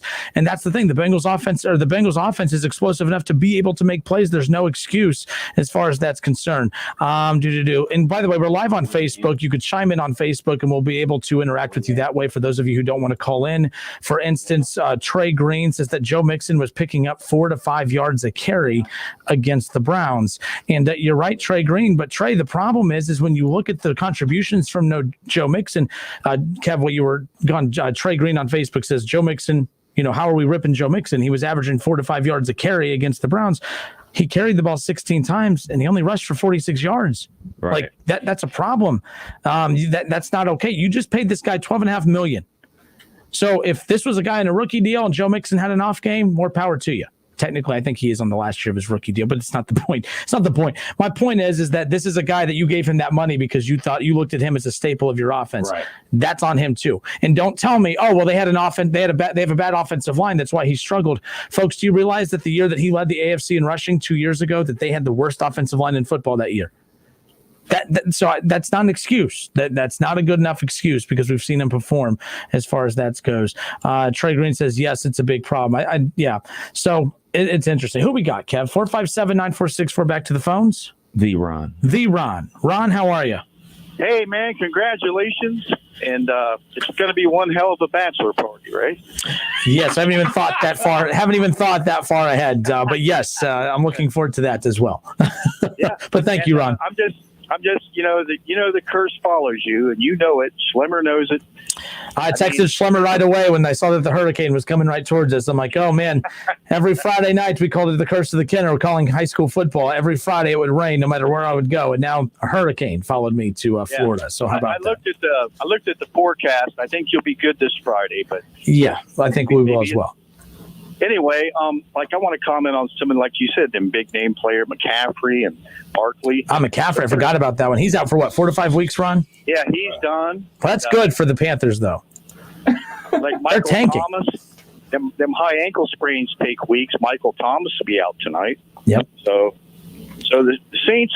I mean, I'd pick them to win, but it would be close. There's been a lot of close games, like Seattle barely pulled it off, and with Bengals, Burrow could have had a chance to go into overtime, but you got a kicker that can kick a beer can. You know what I mean? Listen, but I'm a Browns fan, and let's rewind a couple years back to Baker's rookie season. The Browns start out the year 3-0 if they have a kicker. So I don't feel bad for the Bengals and their kicking issues. Let's just be clear. Right. So, yeah, I just mainly wanted to congratulate you and happy for you, but it probably sucked being down there on a wet beach. I tell you what, I mean, look, it's easy to focus on the negative, but I'm not happy that we were down there for an eye of a hurricane. Don't get me wrong, but I mean, that is a pretty cool story to tell moving forward that we were, locked in this big old building without power, without water while a hurricane was hitting us. As long as we survived it, that's all I cared about. So that was cool too. Getting engaged was the best part though. Yeah. And I want to touch on another subject. Like we talked about the turf on the field and stuff like Jersey Field. Okay, they had all them injuries. Well, the week before they didn't have any problems. So it's like great point. Yep, it's like, is it like? I mean, the field needs to be addressed because this isn't the first. And Kev, to go back to our conversation, this isn't the first time that field has been brought up. But a lot of times, we might see that tonight. It's the first game for the Raiders on their home state at their home field. At their home stadium, so yeah, they got it. Your mic, yeah, they gotta have turf. It's Las Vegas, they can't. So they might have issues too. You never know. Yikes. Okay, I just wanted to say Leonard Fournette paid off yesterday. So yeah, he did. He did. I'll tell you what, nobody's picking him in fantasy because nobody thought he'd do anything. But it's not that no one thought he would do anything, Ron. They didn't pick him in fantasy because at the time, the last couple of weeks or the last weekend heading into the draft, the Jaguars had released him, so no one was going to sign him. You only draft a guy if you kind of know what his setup's going to be. Even if the Bucs would have drafted or signed him well before, he wouldn't have been signed by a lot of people because he wasn't going to be the featured back, and I think that's why people shied away from him. Yeah, they got that Thunder Lightning Jones in him, but I think real quick, the Browns and the Bucs should have the same chemistry. You got a great running game, pretty good defense. Let the quarterback manage the game. Don't make him do too much. You know what I mean? Absolutely. All right, man. All right, take care, Ron. Appreciate it. All right. Thank you, man. Appreciate it. 457-9464. Bengals fans, NFL fans in general, we're going to get into I'm not just picking on the Bengals. I'm about to pick on the Browns, too. He just said, he said, hey, the Buccaneers situation is similar to the Browns. Good running game, good defense. The Buccaneers have a good defense. The Browns do not have a good defense. It's 2 weeks in a row where offenses were able to kind of punch them in the mouth. And the Bengals did it, and they've looked bad doing it. Like, the Bengals moved the ball, but they looked bad doing it. Like, it wasn't a good night for the Bengals offense. They put 30 points up, so you can't say it's a bad night. But it wasn't like, I don't know. The Browns are in trouble. I picked them to win 12 games, but if they don't win 12 games, it's that defense. That defense will be to blame. Not Baker, not the run game, not OBJ, not his off-field interests, none of that. It is strictly that defense. That is the problem as far as that's concerned. Let's catch week one. Who we got? Just let them know. Who we got? A couple names. We got Tim. We got Eric. Who's this other one? I totally forgot. Totally forgot. Well, that's good. Horrible customer Hey, man, service. we've been off for a week. That's true. It's the bad field conditions. Bad field conditions. All right, we'll get back to your calls on the other side. We'll continue. Bengals fans, I want to hear from you. What's your feeling? It's only 2 games, but to me, I'm telling you right now, it's not just 2 games. The same problems exist 2 games in that existed last year. Sure, you have a better quarterback, but that's what makes it even more scary because if the mistakes led to Andy Dalton getting hurt, and no offense to Andy Dalton, I don't want anyone to get hurt, but it's not the end of the world. You get Joe Burrow hurt. This is Andrew Luck in the making. Fix it, Bengals. Let's hear from you fans when we come back. Don't go anywhere.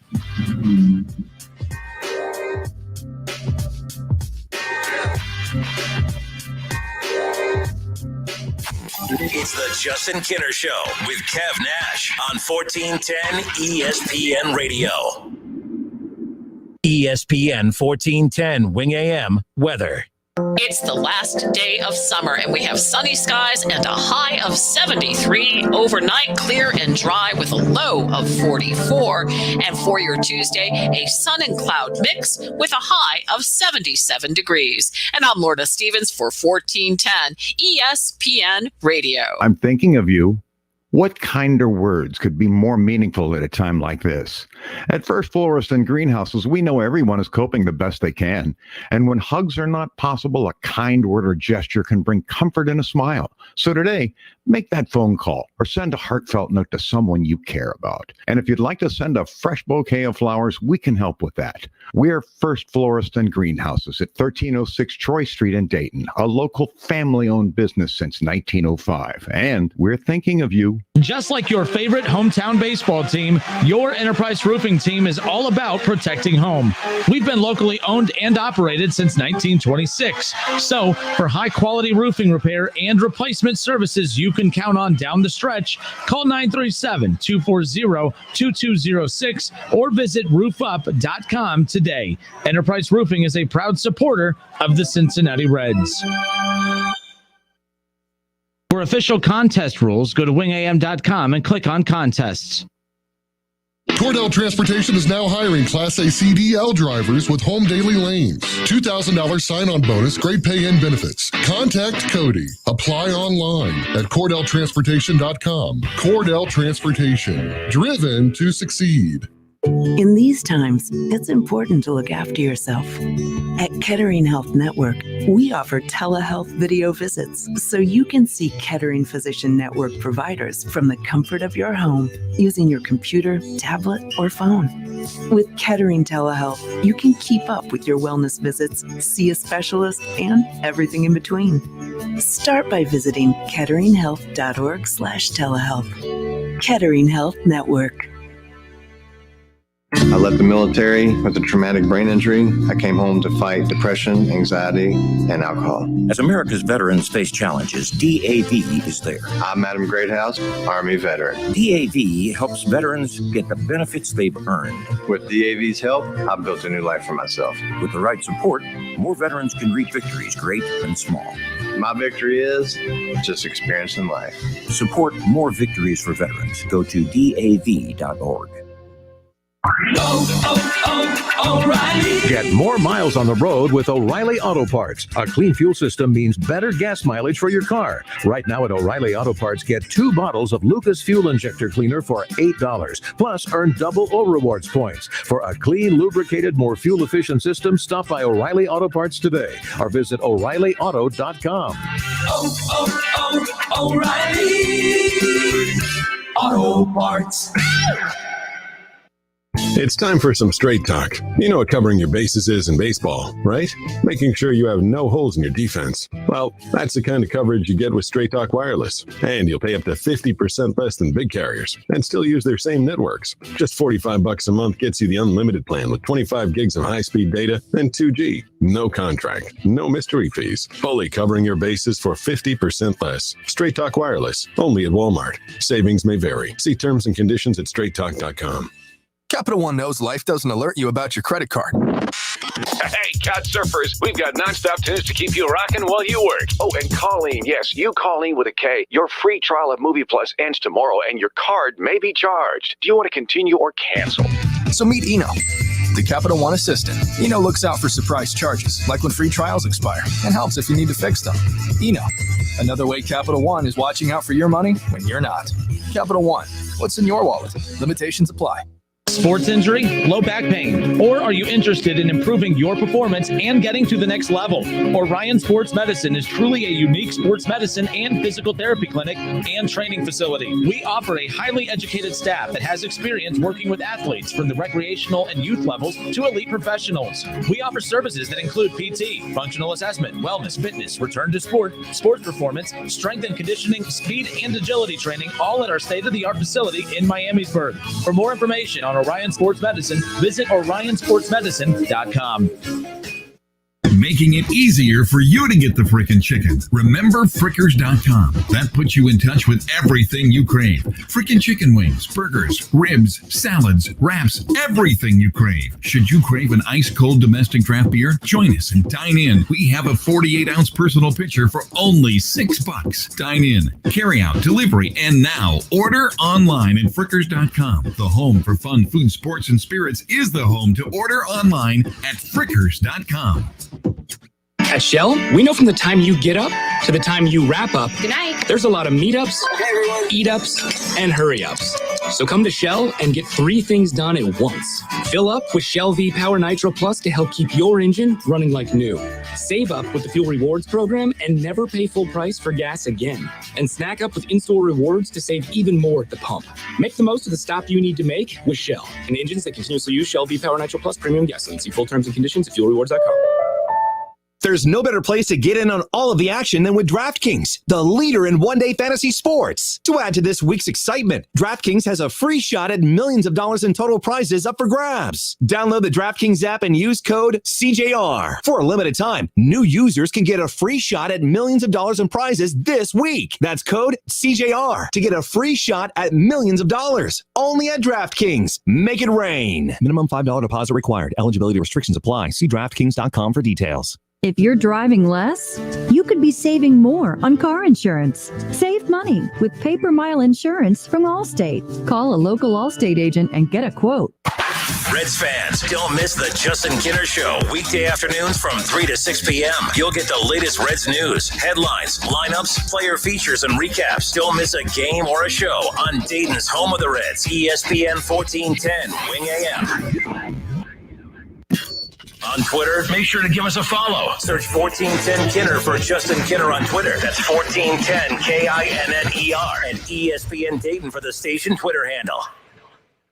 Hey everybody, it's Stephen A. Smith, and everyone knows my feelings on Cowboys fans. But really, Justin Kinner, you're a Cowboys fan and a Browns fan? Good Lord have mercy. I don't know what the hell to do with y'all. I really don't. Back to the Justin Kinner Show with Kev Nash on 1410 ESPN Radio. What is it with the Falcons that they just cannot hold a big lead? Bruh. I mean, the 28-3 memes, they're losing their momentum, but how about being up 30-9, again, in a much less meaningful game, not the Super Bowl like they were up against the Patriots when they let that big lead slip away. But the Cowboys were garbage. And it was 29-10 or whatever it was at half. And then the Cowboys came roaring back. And how about Dak Prescott? 450 yards. He did throw a touchdown, but it was the most meaningful touchdown. It was the one that mattered most. Zeke, 22 carries, 89 yards in a score. Calvin Ridley was big, of course, 2 touchdowns, 109 yards for Atlanta. Atlanta just they choked down the stretch. But that was the best game of the weekend as far as that entertaining finish. A lot of good finishes. But how about that? The Cowboys, that was looking rough. Dak Prescott was playing desperate because if he replicated that first half in the second half, he ain't getting paid. Yeah. Like, again, luck can happen after week 2. But those games, those types of performances from Dak, it ended up being a great one. But it was on its way to being one of those typical ones where Dak's one of those where when he starts out bad, he doesn't get better. Doesn't rebound. This game was something different. He showed a little something. I can't wait. Cowboys, Seahawks. The biggest game of Dak Prescott's career is coming up in week 3 when Dak Prescott goes up against Russell Wilson and the Seahawks. I always say he's a poor man's Russell Wilson, and he has a chance to prove that he's he's not a poor man's Russell Wilson. He's kind of he is because Russell got paid. Well, technically, yeah. I caught some of that Dallas game, and the thing about that game was if you just like score watching, you think like, man, Cowboys defense is getting shredded. But if you caught the game, the offense put them in bad positions. Dak had a fumble. Zeke had a fumble. And boom, they're in the hole 14-0, just like that. And then obviously we know how many weapons and how good Atlanta's offense is. I mean, they have Julio, they have Calvin Ridley, they have a former MVP of the league at the quarterback spot. So they're going to put up numbers, and they did. And then they stopped. And once they stopped scoring, their defense said, we're just going to let Dallas score. And the floodgates were open. And then that onside kick, I mean, you know, I saw people trying to explain it away, like maybe they didn't know the rules. I'm like, dude, you didn't know the rules? You got to know the rules. There's one person in that building that there's no excuse knowing the rules. It's a coach. Yeah, head coach got to know the rules. The special teams coordinator definitely got to know the rules. And I mean, you got to know the rules if you're in the NFL, you would imagine that you watched football before. You would imagine that you've seen an onside kick before. So you know if the ball is on the ground, attack it. Kickoff and a punt are two totally different plays.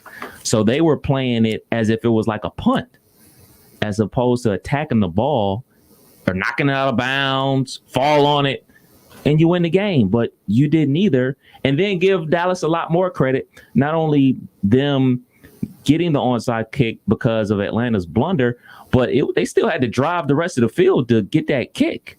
You know, it wasn't a guarantee that they were going to do that. I mean, you saw the momentum was on their side, and basically everything they were doing in the second half was working. But you still got to execute those plays and make it happen. And my guy, CeeDee Lamb, oh boy, about 106 yards. He's the real deal.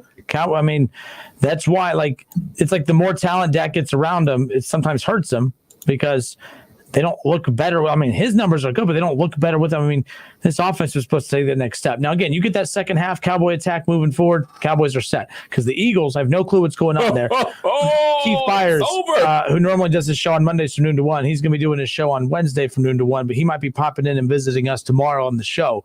And I'm going to be asking him. He was ready to put out his top 5 NFL quarterbacks, and Carson Wentz is one of those.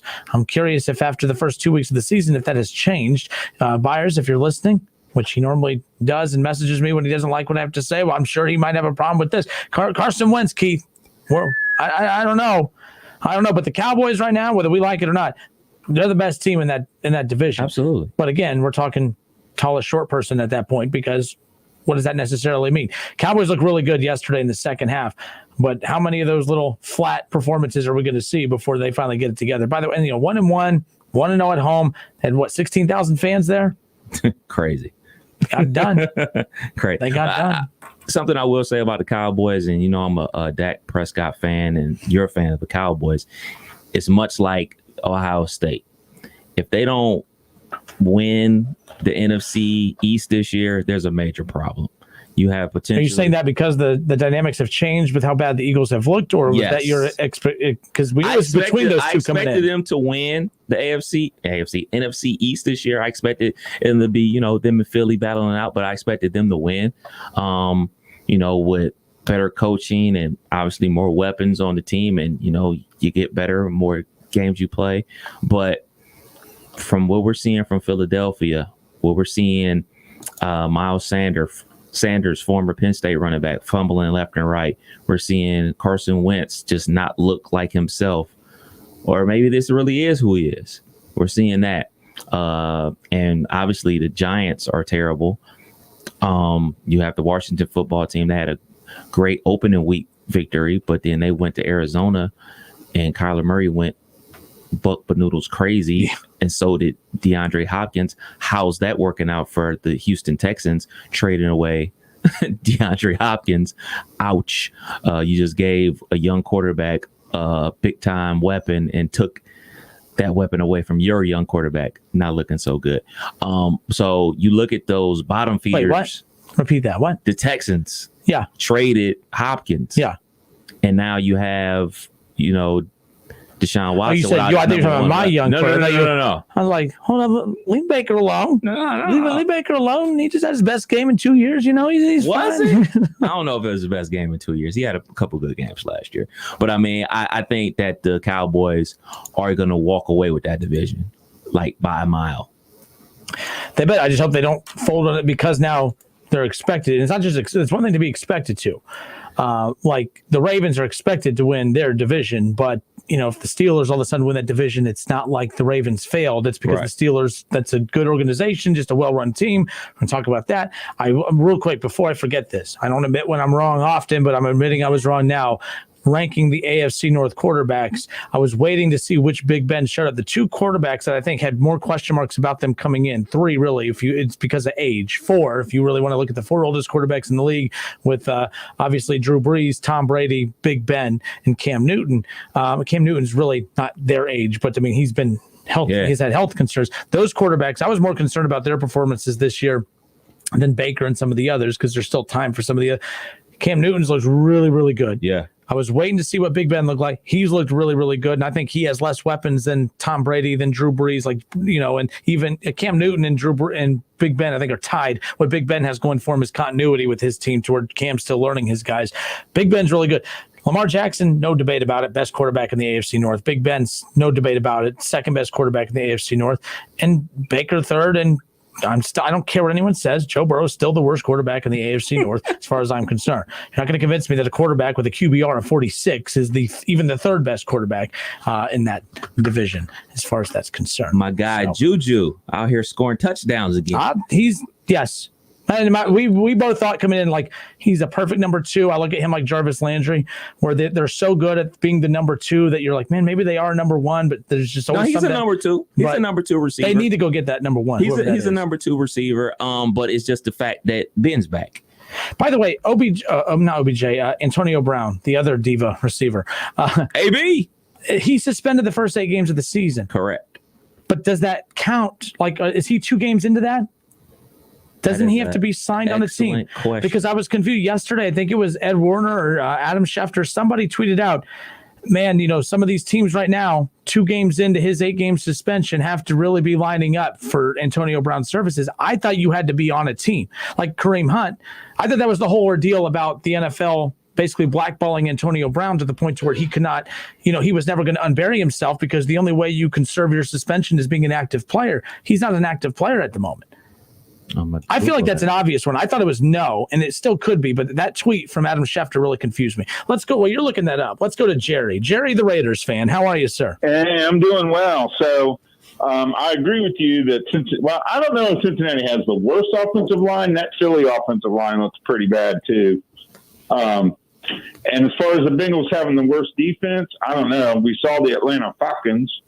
Right? How many points have they given us? You need to work on how you say Falcons, man. That you come close to saying Falcons in a non-FCC approved way, my friend. You just gave Kev a heart attack. Oh, no. I said Falcons. Sorry. No, you did. Wrong. You did. But we both looked at each other like, what did he just say? But their defense was absolutely horrible the first 2 weeks. So look, I mean, the Browns defense hasn't covered themselves in glory, and my Raiders certainly haven't covered themselves in glory on the defensive end either. So I think it's a race to the bottom on the worst defense. But, that brings me to a question. We haven't been seeing a lot of good defense. So what do you guys think? Do you think it's the lack of a preseason and the lack of hitting that is putting these defenses on the back, on their back heels, so to speak? Definitely, yes. Like when we were talking earlier, Kevin and I were talking about, I think someone on the Facebook chat, I have to go back and find it, was asking about the big injuries that we've seen, the big number of injuries, is that because of no preseason? I do not believe injuries have anything to do with no preseason, because the preseason, you're still working out, you're still out on the field. I don't see how that would be a thing. I do think the sloppy play, especially on the defensive side, to your point, Jerry, is because of the no preseason. I think 3 or 4 games is going to take, not just coincidentally enough because that's the amount of preseason games you get, but to keep in mind too, when we talk about the first teams who are struggling, everyone's first team is struggling defensively right now. Right. And for us to say that, oh, well, because there was no preseason, that's why they're struggling, I don't know how fair that is. How many possessions is the defense out on the field in the first preseason game, the second preseason game? They don't exist in the third preseason game outside of the first half, and then they disappear in the fourth. I mean, if we're talking about what makes a team good defensively is by getting at least 7 possessions in the preseason. I have a hard time believing that that's the problem this year. I just think that there's just so many skilled offensive players out there. There's a lot of really good teams, some bad defensive teams, though. I don't know, Jerry. I think the 3 of the 4 teams that we all knew were going to have a good defense this year are doing just that. The only team that didn't have a great defensive output in week 1 that we thought had a great defense was the 49ers. But the Steelers had a great defensive performance. Ravens had a great defensive performance, and Buffalo had a great defensive performance in both weeks. I think those are the only elite defenses in the National Football League right now. Well, I wouldn't say Buffalo had an elite defensive game yesterday. I got them on my fantasy team. They were minus 8 points, and they gave up, 35 to the Fish? 28. I mean, still. I mean, it's the Fish, right? I mean, come on, guys. I mean, it's Miami Dolphins. They also had an interception and 3 sacks. I mean, those things. I mean, this is the NFL, man. Like even the worst teams. Like that's why Las Vegas makes millions and millions and millions of dollars, because we look at it like, oh, the Dolphins suck. They're terrible. Buffalo's pretty good this season, and they put a line at 2.5 and everybody bets the over, and boom, hey, they cash out because the Dolphins kept it close. It's amazing what Las Vegas does. It is amazing that they call all these type of things all the time. Yep. And by the way, keep it to your point, Jerry, about the defenses. 13 of the 30 NFL teams scored 30 points or more this past week. That's a lot of points. And you know, I mean, I'm just saying, like, defenses are bad, but I think it is early in the season. You're shaking things out. Now, if we're still talking about this many 30-point games or 30-point performances from teams 5 weeks, 6 weeks into the season, then I'd be concerned. I just think there's a lot of shaking out to do. But the problem is there are a lot of teams who have been historically bad defensively for years now, like the Bengals. The Bengals aren't bad defensively because, it's only a couple games in. They're bad defensively because they've been an embarrassment to the word defense for years. I mean, it's a shame that they spent that much money on that defense and they still look just as bad as they have the last couple of years. It's a joke. I hear you, but the Browns do have a good defense, and they have injuries. They've had 72 points hung on them in 2 weeks. So, I mean, they're injuries too. Real quick, I need to go to find this comment on Facebook. Josh Beeman, or B-Man, I'm sorry. He goes, he did say congrats on my engagement, so thank you for that. But he said, secondly, I agree that the Browns defense has looked rough, but keep in mind that most of their secondary has been injured. Greedy Williams, Kevin Johnson, and Mac Wilson all returned to practice today after missing the first 2 games. They might return this week, and the defensive line has actually been among the league best through 2 weeks. So the Browns have that going for them. The Bengals, I don't know what their excuse is. Right. Well, hey, I got 2 quick comments and then Make I'll them quick. Go. So, number one, the thing about the Atlanta onside kick that makes it even more egregious, if you guys remember, they called timeout. Ooh. They called timeout when they put the ball on the grass. Atlanta called timeout. They talked about that play before he did the onside kick. So how are you, as a coach, how are you not telling them, look, the ball's live, the ball's live for us, even if it doesn't go 10 yards. If you get a chance, jump on it. Right? Remember, they called timeout before that onside kick and still didn't get it right. It's not good. Nope, definitely not good. But, hey, Jerry, good hearing from you. And one last thing, Lakers going to win it all. Remember, I told you that months ago, and it's going to happen. Jerry, that's not a hot take. They have LeBron James and Anthony Davis. Well, I know, but I told you that. A hot take is the Cleveland Cavaliers. But, Jerry, a hot take is the Cleveland Cavaliers without LeBron James are going to win an NBA championship this year. The Lakers winning.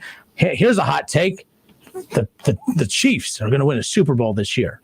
They ain't going to win the Super Bowl said Jerry. This year, bro. I got a case of Diet Dew on that one if you want to go down that road. Jerry, good hearing from you. I'm sure we'll be hearing from you more. Guys. You guys have a good one. Adios. All right. I'm getting a lot of this. Bengals fans are getting upset. They think they're playing well. Mm-hmm. Typical. They won 2 games last year. They're 0-2 this year, and they're still trying to tell me they're improving. They're not improving. They don't look better. Burrow looks okay. Doesn't look great. I don't know why are people so. I mean, Burrow has a QBR of 46 right now. Stop it. Baker, his first 2 games as a starter in the National Football League, his QBR was over 90. Like, stop it. And he was actually throwing touchdowns. He was actually leading scoring drives. And you can argue that his weapons weren't as good as what Joe Burrow has. And don't tell me, AJ Green's not playing well. That's the point. Like, he has good weapons. They're not playing well. That's a problem. That's a problem. I'm not saying it's all on Joe Burrow, but stop giving me this nonsense that he's playing great. Let's continue. You know what? I'm getting a lot of these comments on here. I want to sift through these. We're going to pull the best ones. We're live on Facebook. Bengals fans, let's hear from you. I don't feel like the Bengals, again, maybe it's the 0-2 thing that has me saying, hey, they're not playing well. But you know what? They're not playing well. And people got all excited about Joe Burrow. People ripped Baker Mayfield, let him do something first before we get excited. Baker Mayfield looked 10 times better than Joe Burrow did his first 2 games as a starter in the NFL. So what's your excuse now? We'll be back in a moment. People are like, damn, he's back. He's already on my damn nerves.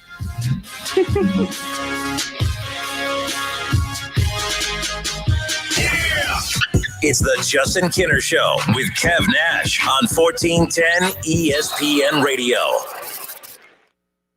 Roosters is where you, your family, and friends can order pizza, sandwiches, salads, and more. And the home of award-winning wings that are fresh, never frozen. Our Roosters family would like to thank all of our loyal Roosters guests who have supported us during these challenging times. Without you, we wouldn't have been able to keep our team members employed. We are striving to do everything we can to keep you and our team safe. Find a location near you at roosterswings.com. Roosters, a fun, casual joint.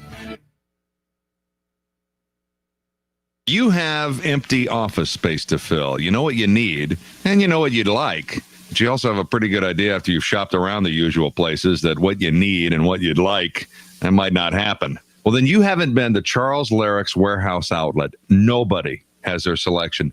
Nobody has their discounts. And every week there's something new. If you need office furniture, Charles Larrick's Warehouse Outlet can sell it to you for half price and below manufacturer suggested prices. Half price and below on hundreds of items. Selection from budget to the best, really. Desks from $50 to $5,000. File cabinets, $25 to $500. Before you go anywhere else, do yourself a favor and come to Larrick's Outlet. With 87,000 square feet of selection, you're not going to go anywhere else. Charles Larrick's Warehouse Outlet. 2 locations. One at 23 McOil Street, Dayton. The other, Uniques Unlimited on South Dixie.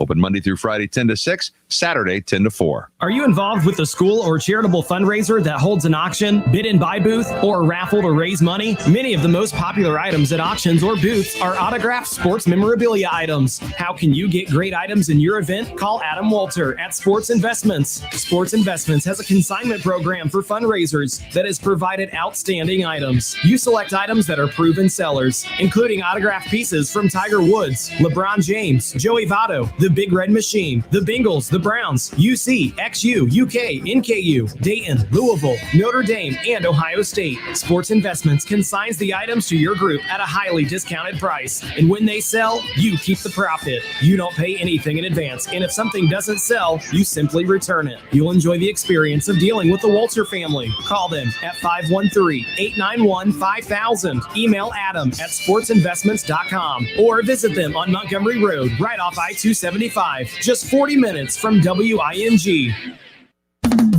Get in the zone, AutoZone. Welcome to AutoZone. What are you working on today?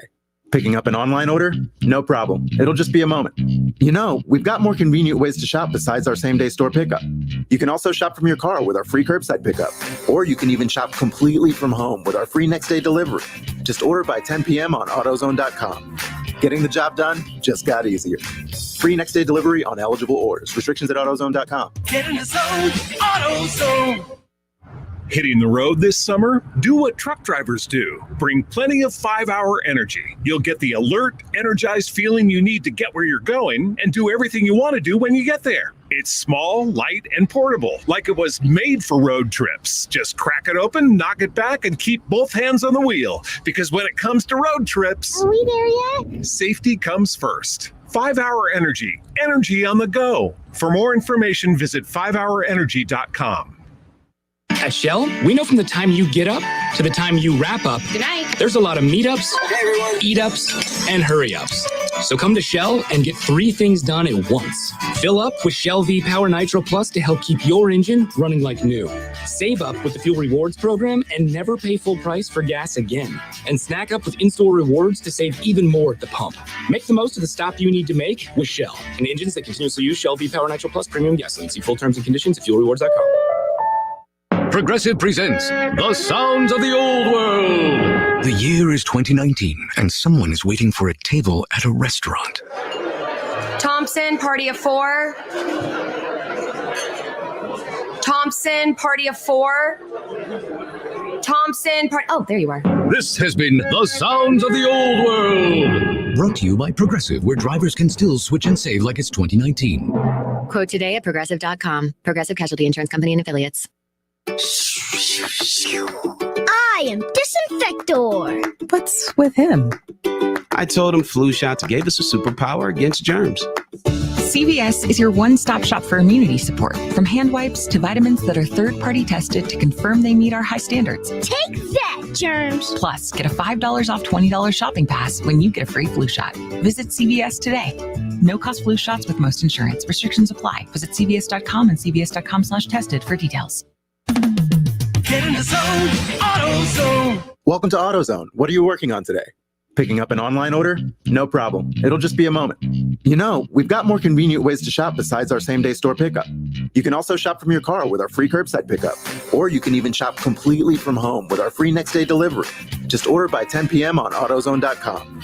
Getting the job done just got easier. Free next-day delivery on eligible orders. Restrictions at AutoZone.com. Get in the zone, AutoZone.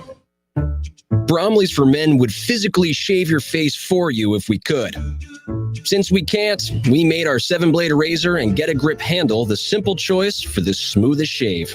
Bromley's for Men in the shaving aisle at Kroger. If you're driving less, you could be saving more on car insurance. Save money with pay-per-mile insurance from Allstate. Call a local Allstate agent and get a quote. He's a former Buckeyes great and now a college football Hall of Famer. And don't forget about his 13 years of NFL experience playing for the Eagles, Dolphins, Jets, and the New England Patriots. He's Dayton's own Keith Byers. Hang out with him every Monday at noon on the Keith Byers Show, presented by Lee's Famous Recipe Chicken. Whether you're at home, at work, or in your car, tune in to ESPN 1410 Wing AM or stream us live at wingam.com. It's the Justin Kinner Show with Kev Nash. Back to the famous WING studios. Here's Justin Kinner and Kev Nash.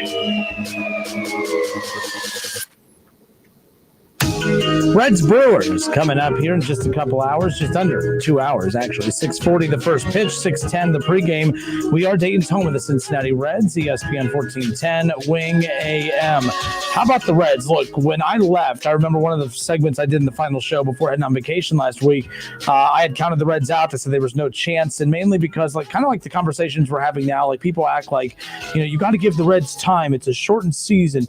You got to give them time, yes, but keep in mind that the same reasons that the Reds were losing the first 50-something games of the season were the same reasons that the Reds lost 90-something games, the last 6 years. And I know they only lost, they improved dramatically to only 86 or 87 losses last year. I mean, whatever.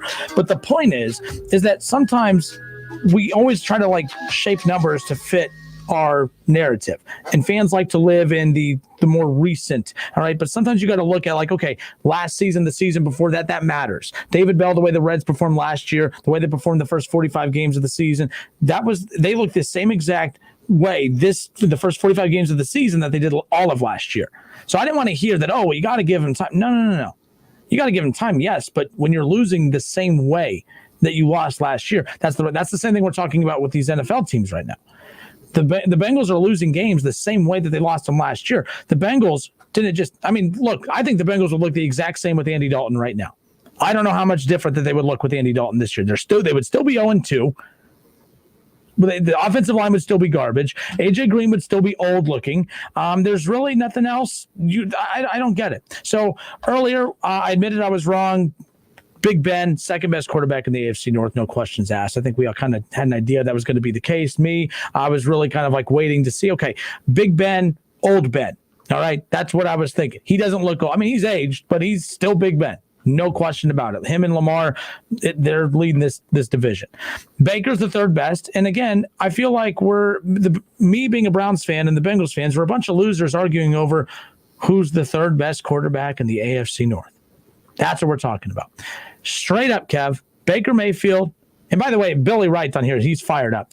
He says, the dumbest statement of the day, imagine that from Kinner. Burrow looked way better than Baker after 2 games. To be fair, you're wrong on that, Billy. He did not. The numbers also prove that that is not the case, but I'm not talking about wins either. I was talking about the first 2 games of Baker's career as a starter. We're comparing that to this. But if you want to compare this season alone, absolutely, let's do that. Baker looked horrible in week 1. He also went up against the best defense in the National Football League. It's not an excuse, but I cannot wait. We talked earlier today. The Steelers and Ravens, Joe Burrow is going to get sacked a combined 10 times between those 2 teams. Yeah. And that's not Burrow's fault. I'm not even ripping Burrow and saying, it's his fault, but Burrow is struggling not because I think he's bad. It's because the Bengals are a bunch of morons and how they constructed that roster. They literally looked at an offensive line that has been bad for how many years now, and they really didn't adjust anything. They just said, oh, no, Pro Football Focus gave us an A. They said we looked really good the last 4 games of the season, so we're just going to stick with this. That's moronic, and you're paying for it now. And I was ripped up and down by Bengals fans all summer because I was saying what's happening now, 2 games in, is exactly what I said was going to happen. But I'm just a hater, right? No. I don't know it all. I pretend to know it all, but the Bengals make it pretty easy. I don't have to work hard to bash the Bengals. They do it themselves. And you get this new toy, this really nice. If you go out and get the nicest sports car in the world, Kevin, are you going to park it out on the street? No. You're going to make sure that baby's covered. You're going to make sure that baby's protected. You're going to make sure you find a house that has a nice garage. You're going to make sure that baby is protected and covered. Well, the Bengals go out. They're a bunch of morons. They live in a studio apartment on the 10th floor, and they go out and get a sports car, and they don't even buy a parking pass to put it in the garage. They go just park it on the street. And it's getting banged. It's getting hit. It's hailing out. It's getting beat up. And it's not the car's fault. The car's a badass car. Joe Burrow, it's not his fault. He's a badass quarterback. I love Joe Burrow, but it's the idiot owner. You don't get a brand new sports car and don't protect it. That's stupid. That's idiotic. That's moronic. Say what you want about the Browns. They're a crappy, embarrassing organization as well, but they at least knew, hey, when they got Baker Mayfield, they did everything they could to protect Baker Mayfield. They made sure to put every single weapon that they could around him. Last year, the offensive line took a step back. What did they do this past offseason? What did they do? They made sure to use their top 10 draft pick to go get a nice big offensive lineman from Alabama. All right. Then what else did they do? Oh, yeah, they go out and they get Conklin. They spend some money. They made sure to protect Baker Mayfield. Baker Mayfield, when he fails this year, it's not going to be anyone else's fault but his. For Joe Burrow, when he fails and he ends up being the next Andrew Luck, it's not on him. It's not the sports car's fault that it's hailing and they're parked outside. That's the owner's fault. I know I love my analogies. I'm just saying. That's a good one. David Shaw says, I'm a hater. I'm not a hater. You just don't like that I'm spitting facts. Please tell me how I'm wrong. The Bengals organization is an embarrassment. They should be ashamed of themselves. I'm not mad at Joe Burrow. I love Joe Burrow. But it's not on him why things have not gone well. He's been sacked more times 2 games in than Andrew Luck was. And where's Andrew Luck right now? Just saying. Oh, you're just going to let it end? Oh, no, that's fine. We are against the clock. We're going to pick up with it. Rhetorical. Right? We all know that he's retired because he got banged up. Oh, I'm an ass now. That didn't take long. I took a week off, 2 hours into the show, and I get called an ass. I'm not an ass. What did I say that's wrong? I said that your offensive line sucks. It does. It does. I'm an ass because I said that your offensive line, which is a freaking joke, what? Are you kidding? The only thing that's a bigger joke than the offensive line is the fan base. And I'm a Browns fan. Hour 3 next. I'm going back to Florida. Hurricane and all.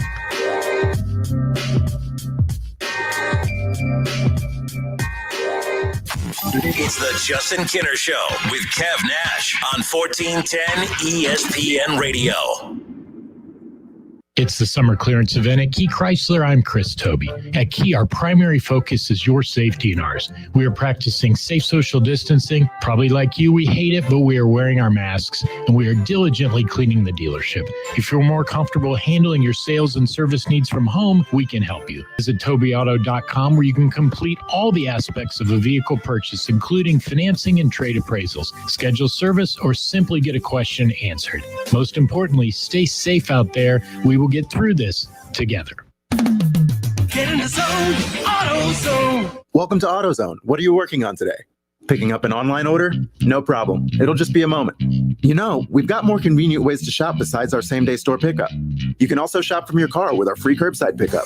Or you can even shop completely from home with our free next-day delivery. Just order by 10 p.m. on AutoZone.com. Getting the job done just got easier. Free next day delivery on eligible orders. Restrictions at AutoZone.com. Get in the zone, AutoZone. You have to be up in 5 hours, 2 hours, 6 minutes. And when you hear, you realize that you haven't slept a wink.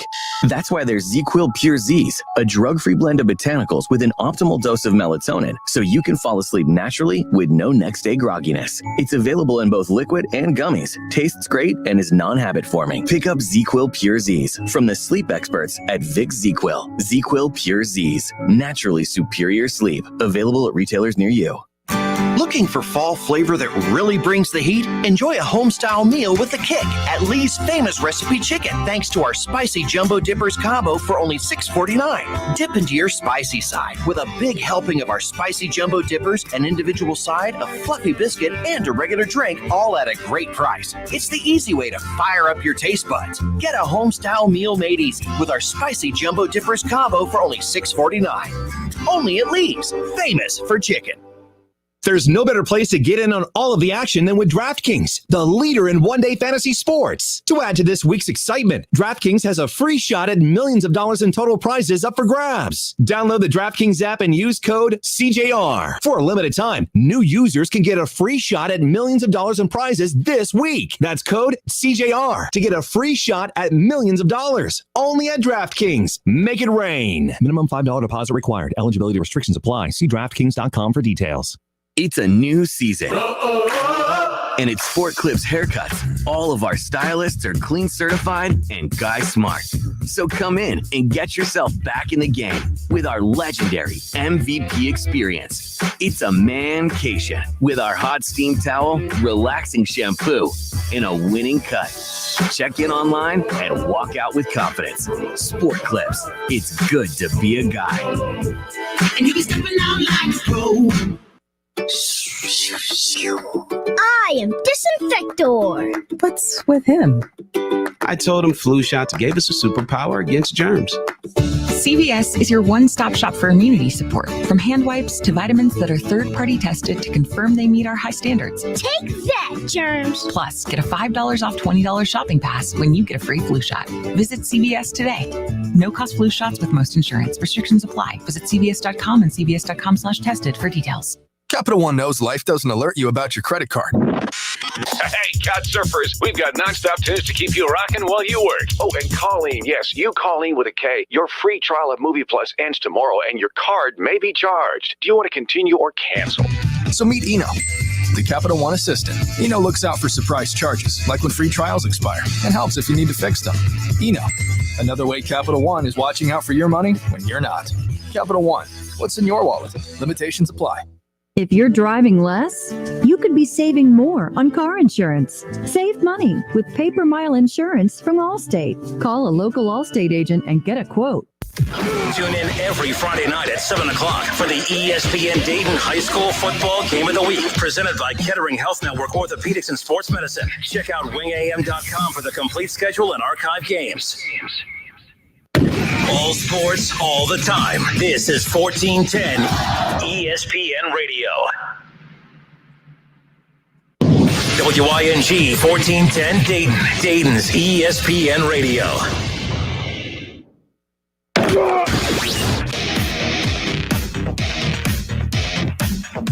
Not even back 2 hours after a week off. I'm getting called names. What kind of names? I got called ass. An ass? No, this guy just said you are ass.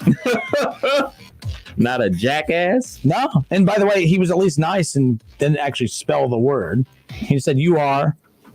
Well, maybe that's supposed to say you are a whatever. I mean, it is what it is. It is what it is. If you're just tuning in, it's the Justin Kinder Show with Kev Nash. Listen, stream, watch, listen at 1410 Wing AM, stream at wingam.com, and watch us live on Facebook. Search the Justin Kinder Show on Facebook and tune in and interact with the show every day and interact in the comment section. It may seem like we all don't like one another, but we really do all like one another. So maybe David Shaw has jumped off the Justin Kinner bandwagon. It is what it is. Let's get so again, Browns Bengals. I'm so glad that they were able to square off in week 2. It's definitely provided so much fun commentary. Now, again, I know this was from Thursday night. I was off all last week. This is my first time back on the air. I wanted to make sure that I had my chance to air my grievances about that game. I really don't care that the Browns won. The Browns should won. They're the better team. But and again, the Bengals are getting to go through the experience of the first year of Joe Burrow. It's a fun time. Like, again, you always want to be either the best team in the league or the second best season you can have is always that first year after being the worst team in the NFL and you get your new toy. It's a lot of fun. It was a lot of fun watching the Browns with Baker Mayfield his first year. It took a step back the second year, but it was a fun offseason watching the team kind of build off the excitement that was built the first year. The thing is, though, Baker Mayfield built something his first year. They went 0-16 and won 8 games or 7 games or whatever, and they took a step forward. Like, they were good. Like, they improved. Hold on, time out. They weren't good. They improved. Yeah. You can't convince me, or I think your mic's off. You can't convince me that the Bengals have improved. How about it's that? 2 games. It's 2 games. Okay, it's 2 games. You have a bad Eagles team coming up. Take advantage of that. The Eagles they're ripe for the picking. Take advantage of the fact that you have the Eagles coming up this weekend. But to sit there and someone said, typical dumb take from Kinner saying that that Baker Mayfield's been better than Joe Burrow. That's not even an opinion. That's a fact. Look at the numbers. It's not even an opinion. I mean, Joe Burrow's QBR is 40. 40. And this guy, and I'm going to read a book. All right, story time. David Shaw says it's not a fact. He says the O-line sucks. We get that. Everyone gets that. But he can't catch the ball. We're doing this game now. We're doing the quarterback can't catch the ball. Were we making that excuse for Baker Mayfield last year, David Shaw? Last year, when Baker Mayfield had a receiving core that led the National Football League and dropped catches, were you sitting there saying, man, Baker's trash, Baker's ass. But, hey, Baker's ass, but, he can't catch the ball. He can only throw the ball. No. Baker struggled last year because his receivers couldn't catch the ball. And he threw a lot of interceptions. But that's besides the point. He goes on to say, plus Kinner, could acknowledge that, but he'd rather bash him because he's a Browns fan. Burrow is making throws and moving in the pocket better than Baker. That's not true. By the way, he's moving. He's running for his life. I agree with you, David. He is moving. He's moving all over the place. He's moving left. He's moving right. He's dodging, jiving. He's all over the place. Of course he is. Of course he's moving. He's running for his life. And by the way, it doesn't make any sense. This doesn't make any sense. I can't believe that you're getting this fired up about it. I didn't think it was a secret that things haven't gone well for the Bengals in the first 2 weeks at 0-2, and that makes Zach Taylor and the Bengals now going back to last season 2-16. I didn't know it was a secret. I did not know that this was a secret. David Shaw goes on to say that despite his O-line sucking, he's still throwing the ball all over the field. You're right. He's throwing the ball over the field. It's not completing. Not completely threw for 300-plus yards. Congratulations. Keep in mind, every quarterback in the NFL, if you let them throw the ball 60-plus times, I promise you, Mr. David Shaw, that they will throw for 300-plus yards as well. Now, this has turned into sounding like me bashing Joe Burrow. That's not what this conversation was about. I was ripping the ownership. Because Burrow's struggles are not Burrow's fault. I don't think Burrow's a bad quarterback. Burrow is going to look bad because while every other team out there they make an attempt to go cater to their new quarterback to make sure that they put him in the best position possible to win, the Bengals did the opposite. Now you're saying, what are you talking about? They spent $160 million in the offseason. Yes, they did. And what has that gotten them? A third straight year of the worst defense in the National Football League and the same offensive line that basically ran Andy Dalton out of the Bengals locker room to begin with, which, by the way, I'm not upset about because you ended up upgrading to Joe Burrow. But how do you not address that offensive line? You convinced your fan base, some are delusional, obviously, that the offensive line was good. They weren't good. They weren't good last year. They weren't good the year before. They weren't good the year before that. They were questionable the year before that, and they are laughing stock right now. So I want to hear that, excuses for Joe Burrow. By the way, he has a QBR about 46. He has 100 more passing yards than Baker Mayfield. I would hope that, again, he's thrown the ball 90-plus times the first couple games of the season. Baker has thrown the ball. By the way, Joe Burrow had more pass attempts in that game against the Browns than Baker has total pass attempts on the season. I don't want to hear it. Now, I asked you earlier. Oh, here we go. I asked you earlier in the show, could they possibly have the same record as they did last year and be a better team? I think that, I know what you're trying to ask. Like, for instance, they won 2 games last year. I'm not going to be convinced that if they win, even if they win 3 games, they're still a 3-win team. I'm sorry, David, at 49.9, a QBR of 49.9. 49.9. That doesn't make any sense. Billy Wright says, did you watch Troy Aikman literally said Burrow already looks like the better quarterback? That's fine. And you could find 2 other analysts that'll say Baker's the better quarterback. So we could play this game all day. This is what we do in these debates. We find one person that says something that we agree with, and then we think that they're credible. And then the people that say things we don't agree with, we say that they're not credible. Let's check on Tim from Kettering. Tim, what's up, man? They got you all worked up, don't they? No, what do you mean? I'm calm. Tim, you're patient too, by the way. I appreciate that. Oh, that's okay. One of the things that I am thinking about regarding these offenses, usually at this time of the year, the defense are ahead a little bit. And me being a Packers fan, I mean, I'm watching the Packers. I'm like, oh my gosh, they can hear Aaron Rodgers. It's not only the crowd getting the defense fired up. There's no offsides. The few games I watch, nobody's getting the offensive lineman. Nobody's going off sides. And not only that, I mean, they can see, they can hear them, so they don't have to watch the ball. They don't have to watch the snap. They don't have to watch the defensive lineman move. I think that's a big reason the offenses are a little bit ahead, because there's nobody in the stands, and you can hear clear as day. And I think that's making a difference. Regarding your quarterbacks, I think Burrow looks pretty good. I think he looks pretty doggone good. He's made some nice throws. And I think might only win 2 or 3 games this year, but I think they've got a future if they do what Dallas did and make sure they get some linemen to protect him, just like they had really good linemen protecting Troy Aikman. And I was never a Baker basher. I thought he looked really good his first couple games, and he had that team energized. I think it was just bad coaching that really held the Browns back the most. So, anyways, I'm eating while I'm talking, so I'll let you go. What you eating? What you eating? I'm eating some nachos. Oh, nachos sound good. I'm still thinking about what I'm going to do for dinner. Nachos. I'm starting to burp. They're hot. Well, go enjoy your meal while it's hot, man. Good. I've been on hold for a while, so I just started stuffing my mouth. That's what you got. I wish I'm jealous of that, man. Hey, take care. Thanks so much, man. Appreciate it. All right. No, he brings up a good point. And by the way, the first 2 games of a rookie season, I'm not defining him for the rest of his career. This was a conversation about the Bengals issues that I've been preaching since back in April. From the time that he was drafted, I said, that's great. What are you doing about the offensive line? They did nothing about the offensive line. And that's really what this conversation was about. And that's the thing about it. We're not asking the Bengals offensive line to be the offensive line from the Cowboys from the 90s or the Hogs from the Washington team back in the 80s. You don't need that in today's NFL, especially with the quick passing game.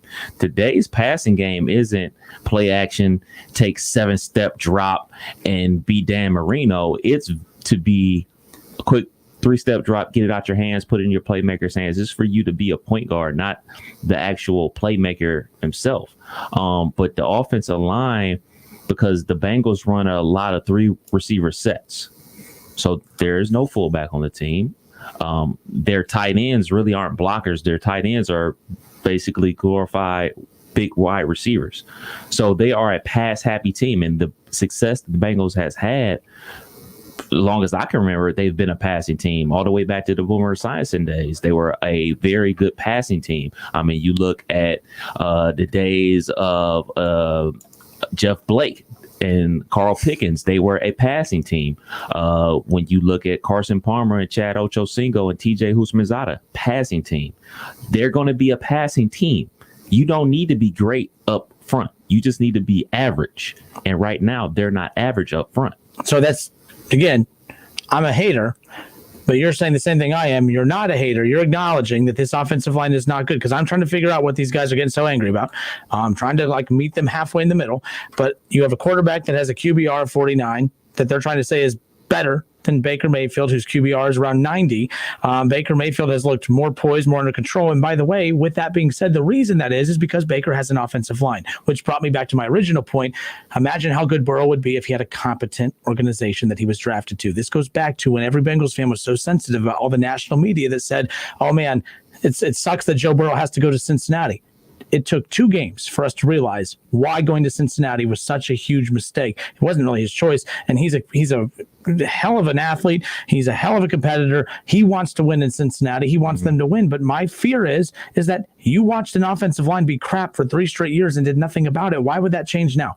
That's my whole point as far as that's concerned. Now, this guy, David Shaw, goes on to say, I'm not saying you are talking about his whole career. I'm talking about right now. Yes, right now, Baker Mayfield looks better. And again, this is a stupid argument because it's Baker being better than Joe Burrow means nothing.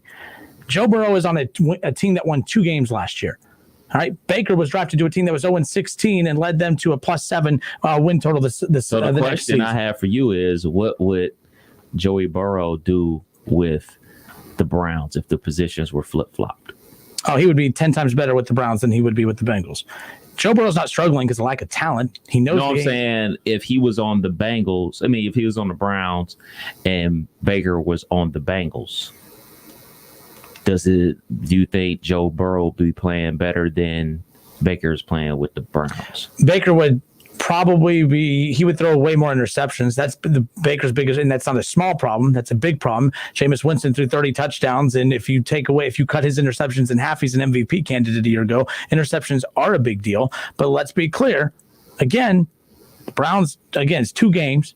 They beat that Bengals team, and Joe Burrow had to throw the ball 60+ times. Why is your quarterback, you just paid $12.5 million to Joe Mixon. Why are you letting your quarterback throw the ball 60-something times? That's a basketball comparison. That's called being a high-volume shooter. Man, he's averaging 30 points a game. Yeah, he's shooting the ball 55 times. I would hope he could put 30 up. If you give any NBA star 50 shots, they're going to score 30, 40 points a game. You give any quarterback 60 passes, they're going to throw the ball 300 yards. I'm just saying, as far as that, because their Baker doesn't look better. He doesn't. What are you watching? What Burrow doesn't look good right now. Not saying it's his fault. He does not look good. What world do you Bengals fans live in? This isn't Justin that let me put my Cowboys hat on so that you guys can get past the excuse of I'm just a Browns fan being a hater. He's not playing well right now. He's not. He doesn't look better. The problem is you're comparing it to what the Bengals offense looked like the last couple of years. Of course you think it looks better, but it doesn't look better than what's going on in Cleveland. Just saying. And it drives him nuts. Matthew Gaines says Carr could have been a good quarterback, but Houston let him get beaten up to a pulp and ruined him. Yes, that's what's going to happen to Joe Burrow. Andrew Luck is no longer in the National Football League because he got beat up too early in his career. Go ahead, Bengals fans. Keep defending this. I'm telling you right now. He's the next Andrew Luck, and that's a good thing because Andrew Luck's pretty talented, and I think that Joe Burrow's talented. But he's going to retire early, and he's going to have a career-ending injury because the front office are a bunch of morons. There. And anyone that defends him, take it how you will. Go to Nick. Let's go to Nick real quick. Nick, how are you? Hey, what's up, man? I'm a Bengals fan, and I just wanted to say that I agree with you. Joe Burrow does not look good. Thank you. He looks great. Ah! Get him! Damn it, Nick! I got all excited. That was good. I looked at the camera and everything. By the way, I was like, I got a guy that agrees with me, and you pulled the wool out, man. What the hell? You got to get that for promo. If you look at Dalton's first 2 games last year versus Burrow's first 2 games this year, I do think you'll see an improvement, even though the offensive line theoretically is the same, right? But the thing that I saw in Burrow that I immediately, and my wife got all over me, right? Because I swore up and down all offseason, I'm not going to be a Dalton hater. I'm not, because I supported him for years, right? But out of the gate, week 1, it's like this dude has ice in his veins. He does not care what the score is. I would be surprised to learn if he even looked at it, right? He just goes out there. I try not to look at disasters either. Well, he just demands action on the field. I mean, he's pointing guys in different directions, guys that out-tenure him by years. It doesn't matter. He just goes out, takes control of the situation, and in the 2-minute drill, moves the ball, right? Which brings me to my second point, and it's not just the Bengals. I've seen NFL teams do it my entire life. What is it about the 2-minute drill that moves the ball that they won't do throughout the course of a normal game? Because I am willing to bet if Zach Taylor were to go out next week and say, hey, guys, no huddle, let's go. You got 3 minutes. I want the offense off the field. And they just went. No huddle all the way down that field. I guarantee you a lot of teams would perform a lot like Kansas City. And I know that it leaves your defense out there, but to me, Kansas City is running that 2-minute offense every single possession. Well, I mean, they got that back in the days with Buffalo and Jim Kelly and Thurman Thomas, the K-gun offense. The problem I always see with those like hurry-up offenses like that and the old school Oilers with Warren Moon is you become dependent on the big play. You come dependent on that 40-yard bomb or your running back. That was the Browns last year. Breaking off a play as opposed to driving the field and this is the NFL. Like, guys do get tired. Defense need time to recover on. So if you're just trying to go out there and score at the speed of light, like the Oregon Ducks did back when they used to do damage in college football, you're going to put your defense at a disadvantage. And you got to play what I forget, like the term that they use is like that they use in football, but you got to have that competitive balance on both sides of the football. I get what you're saying, but when they run hurry up offense, you got to think the defense is also running some type of different defense as well. They're running that prevent, keep everything in front of you. They won't be running that same defense if that's your base offense. Yeah, that's true too. And I mean, also trying to bear in mind, I mean, this week against the Browns, our 2-minute offense looked like a 5-minute, 16-play drive of grinding down the field. Not necessarily real fast and in a hurry either.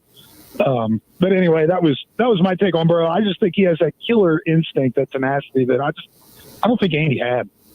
He's an upgrade from Andy Dalton. I agree with you 1,010%. The problem is they upgraded the quarterback, but they didn't upgrade the situation around the quarterback. You could put the best quarterback in the league on this Bengals roster. Patrick Mahomes would be running for his life. Patrick Mahomes would struggle in Cincinnati because of that roster. Period. I don't know if you're a Johnny Cash fan, but he had a great song called "One Piece at a Time," and that's where I'm at with that. It'll come. It'll come. We just first things first. So, Nick, I hope you have a horrible night. See you, man. Go Clowns. Go Clowns. Okay, he got me, and that pissed me off pretty good. Not really, but he got me. That was I give him a lot of credit. I agree with you. He did not look good. Thank you. He looked great. He got me. Hook, line, and sinker.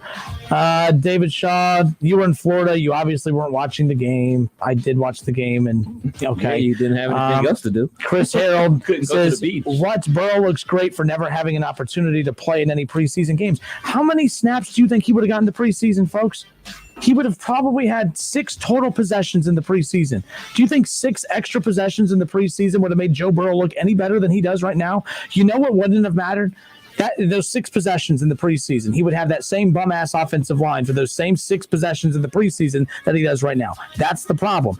And by the way, I don't want to hear anything, Burrow looks, he didn't really get time to play with his teammates in the preseason. Baker Mayfield, his rookie season, when he was put in the starting lineup and all of a sudden the team just took off. If you recall, one of the biggest issues that they were having with the Browns was that the front office wanted Baker to be the starter, wanted to play. And, of course, Hugh Jackson didn't even let him take 1 snap with the first team. Baker Mayfield's very first time out on the field with the first team came in right before halftime in Week 3 against the Jets. So, no, I don't want to hear that. Baker came in and re-energized the team right off the bat. Good old Jets. And they won games. Joe Burrow's 0 for 2, and I'm hearing things like killer tenacity. What? That he's a dog? He's a puppy. He's a puppy. Give me a break. Baker Mayfield won games, and you're defending a guy that has a QBR of 49. Baker Mayfield's at 90, and that's with going up against the best defense in the National Football League. Bengals fans, you're adorable, you're cute, and you make this show fun. That's all that matters. We'll be back in a moment. Don't go anywhere.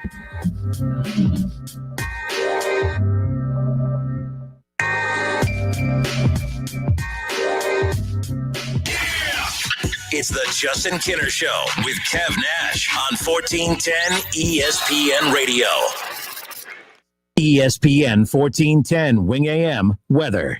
It's the last day of summer, and we have sunny skies and a high of 73. Overnight, clear and dry with a low of 44. And for your Tuesday, a sun and cloud mix with a high of 77 degrees. And I'm Lorna Stevens for 1410 ESPN Radio. Weather brought to you by Cullet Seal Coating, protecting the asphalt surfaces around your home, office, or commercial property. Crack filling, asphalt sealing, and parking lot striping. Find us at culletsealcoating.com. Welcome to another Fantastic Four golf hole experience with the Buy Golf for Half Bogey Boys. We're in Greenville, Ohio today playing beautiful Turtle Creek Golf Club. This course was recently rated the 4th best public golf course in the state of Ohio. I'm standing on the tee at the 5th hole. This par 4, well, it's considered the toughest hole on the front 9, and while I can definitely see why after looking around, there are trees all around you, and you have to reach an elevated fairway with your drive, or it's impossible to even see the green. Well, I find the rough off the tee and have to punch out with my next shot. My third shot gets me up the fairway in position to reach the green. Playing 3, I finally hit a good shot and land 6 feet from the hole and putt in. Listen, I'll take a bogey on this hole absolutely any day of the week. If you are looking for great golf courses to play around the Miami Valley, you have to go play this course. Get your pals together, book a tee time, and come out and play Turtle Creek. Stay tuned for more Fantastic Four golf hole experiences. See you at the next hole. Visit buygolfforhalf.com for half-price golf packages from Turtle Creek and other great local golf courses around the Miami Valley. Goodyear believes in the power of moving forward. No matter if it's on the track, the court, or the field, movement makes us want to be more. It pushes us to go further, to show the world what we can do. Movement has the unique ability to change our perspective, to challenge us, to work for a better tomorrow. Movement can even bring us together when we're still. Because if we're focused on the next move, we don't have to worry about what's behind us. Goodyear, more driven. My husband, Alex Hussey, was hit by an IED in Afghanistan. I was playing man on foot patrol and I stopped on the bomb. Lost my legs and my left hand in an explosion. DAV helps veterans of every generation to get the benefits they've earned. To see Alex learning to snow ski, that's life-changing. With the right support, more veterans can reach victories great and small. This has meant so much. Thank you, DAV. Support more victories for veterans. Go to DAV.org. It's the summer clearance event at New Carlisle Chrysler. I'm Chris Toby. At New Carlisle, our primary focus is your safety and ours. We are practicing safe social distancing. Probably like you, we hate it, but we are wearing our masks and we are diligently cleaning the dealership. If you're more comfortable handling your sales and service needs from home, we can help you. Visit TobyAuto.com where you can complete all aspects of the vehicle purchase, including financing and trade appraisals, schedule service, or simply get a question answered. Most importantly, stay safe out there. We will get through this together. I'm Charla. I'm a Park National banker, and I'm a new grandma. At Park National Bank, we believe that we're more than our job titles, and you're more than an account number. Now, bringing our family of community banks together under a single brand name means you get those core values you always counted on from us, and more service, more access, and more options. We're all together now at Park National Bank, where you mean more. Making it easier for you to get the frickin' chicken. Remember Frickers.com. That puts you in touch with everything you crave. Frickin' chicken wings, burgers, ribs, salads, wraps, everything you crave. Should you crave an ice-cold domestic draft beer? Join us and dine in. We have a 48-ounce personal pitcher for only $6. Dine in, carry out, delivery, and now order online at Frickers.com. The home for fun, food, sports, and spirits is the home to order online at Frickers.com. Let's go, go, let's go squeeze. We're going, growing, standing tall, climbing, laughing, hide and seeking, giving our all. Our kids' days are filled with adventure, and Go-Go Squeeze is there for every run, jump, step of the way. Made from wholesome ingredients like 100% fruit and veggies, real yogurt, and no artificial anything in Go Anywhere pouches, so our kids can keep going wherever their adventures take them. Go-Go Squeeze. You make the memories, we'll make the snacks. Find us in the applesauce aisle. Let's go. Having dry skin is a struggle. Turns out my body wash was the problem. So I tried new Olay skincare inspired body wash with vitamin C, collagen, and hyaluronic acid, which improves skin 3 times better versus the leading body wash after 14 days based on clinical moisture retention. And now helps stop dry skin before it starts with new Olay Rinse Off Body Conditioner. Find new Olay skincare inspired body wash online or in stores. Try Olay Body today.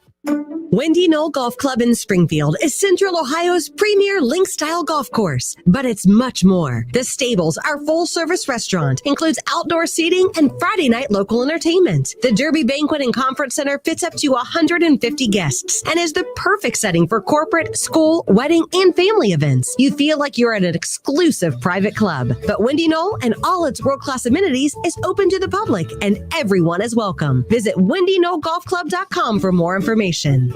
Third floor study hall. My dining room table. Homeroom Monday and Tuesday. My living room Wednesday to Friday. Wherever school happens for you this year, Staples has amazing prices on everything your student needs. This week, get 20% off copies and prints for school. That's 20% off posters, worksheets, schedules, and reports. Shop in-store or pick up curbside. School on, save on. Staples. Visit staples.com/school printing for coupon. In-store only. Exclusions apply. Ends 10/31. Curbside available in most stores. Liberty Mutual Insurance Company customizes your car insurance with Right Track, which rewards you for safe driving. As the world's most careful driver, that's perfect. Now applying 2 pounds of force for acceleration. Really? Turning in 0.3 miles and begin deceleration. With Liberty Mutual's Right Track, you could earn up to 30% savings based on how you drive. Sign up at libertymutual.com/righttrack. Liberty, liberty, liberty, liberty. Discount on participating vehicles. Base coverages only. Availability varies. If you're driving less, you could be saving more on car insurance. Save money with pay-per-mile insurance from Allstate. Call a local Allstate agent and get a quote. All sports, all the time. This is 1410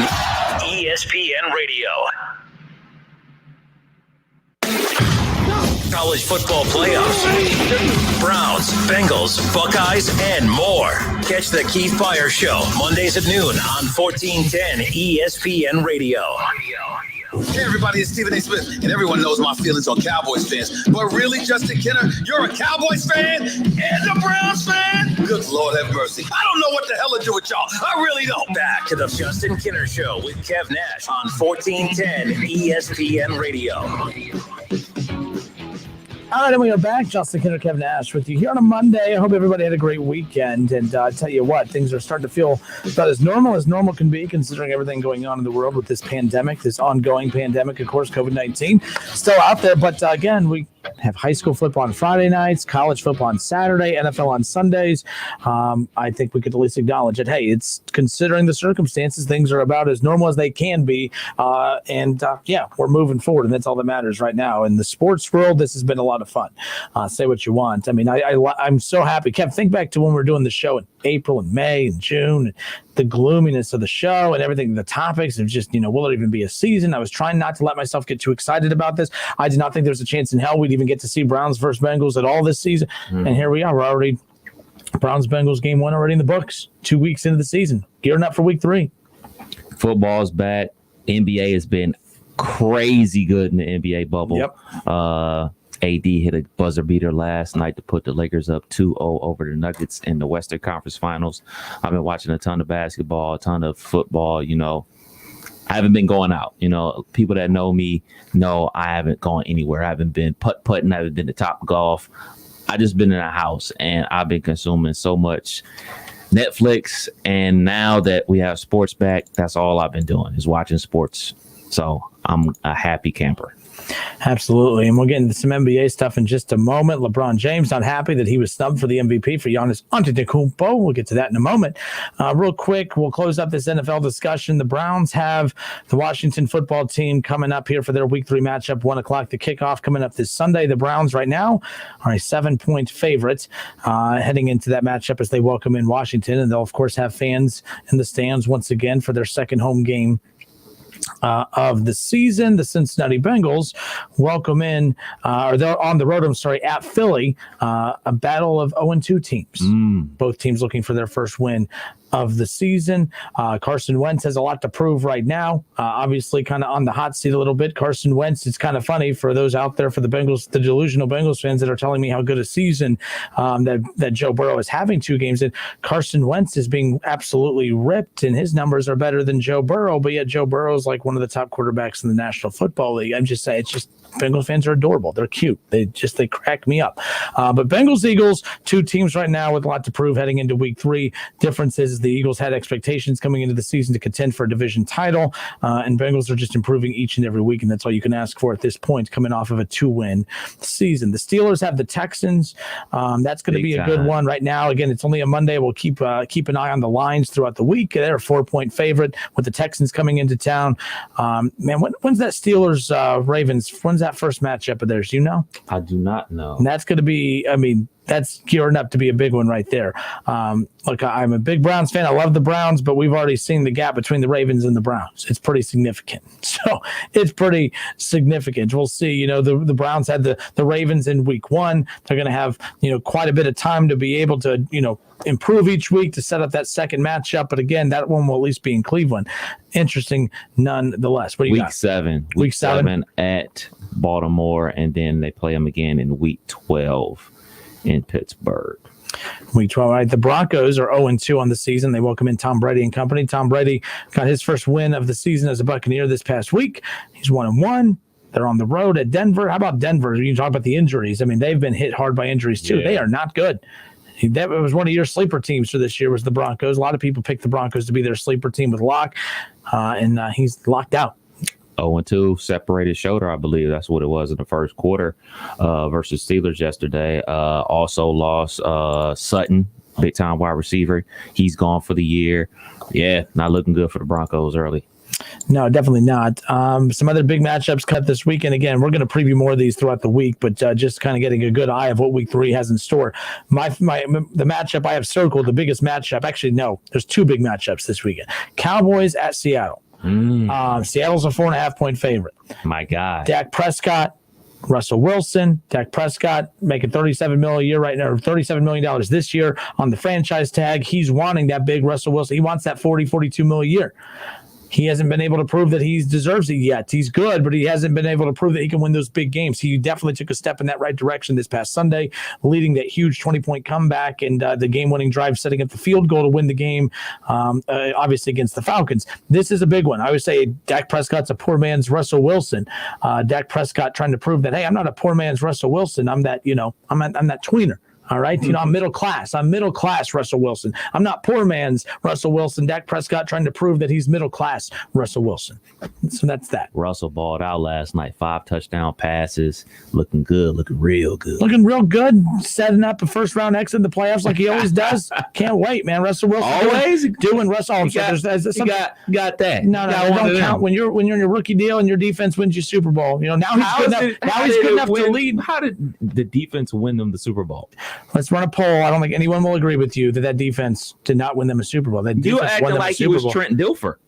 He was a little bit of a notch above Trent Dilfer. Nah. QBR was about the same. Nah. Pass attempts about the same. Got him back yardage was about the same. Got him back. That was cute and adorable. They didn't win. He's balling. There are a lot of guys that ball. Joe Burrow's balling this year. Showing off that 49 QBR.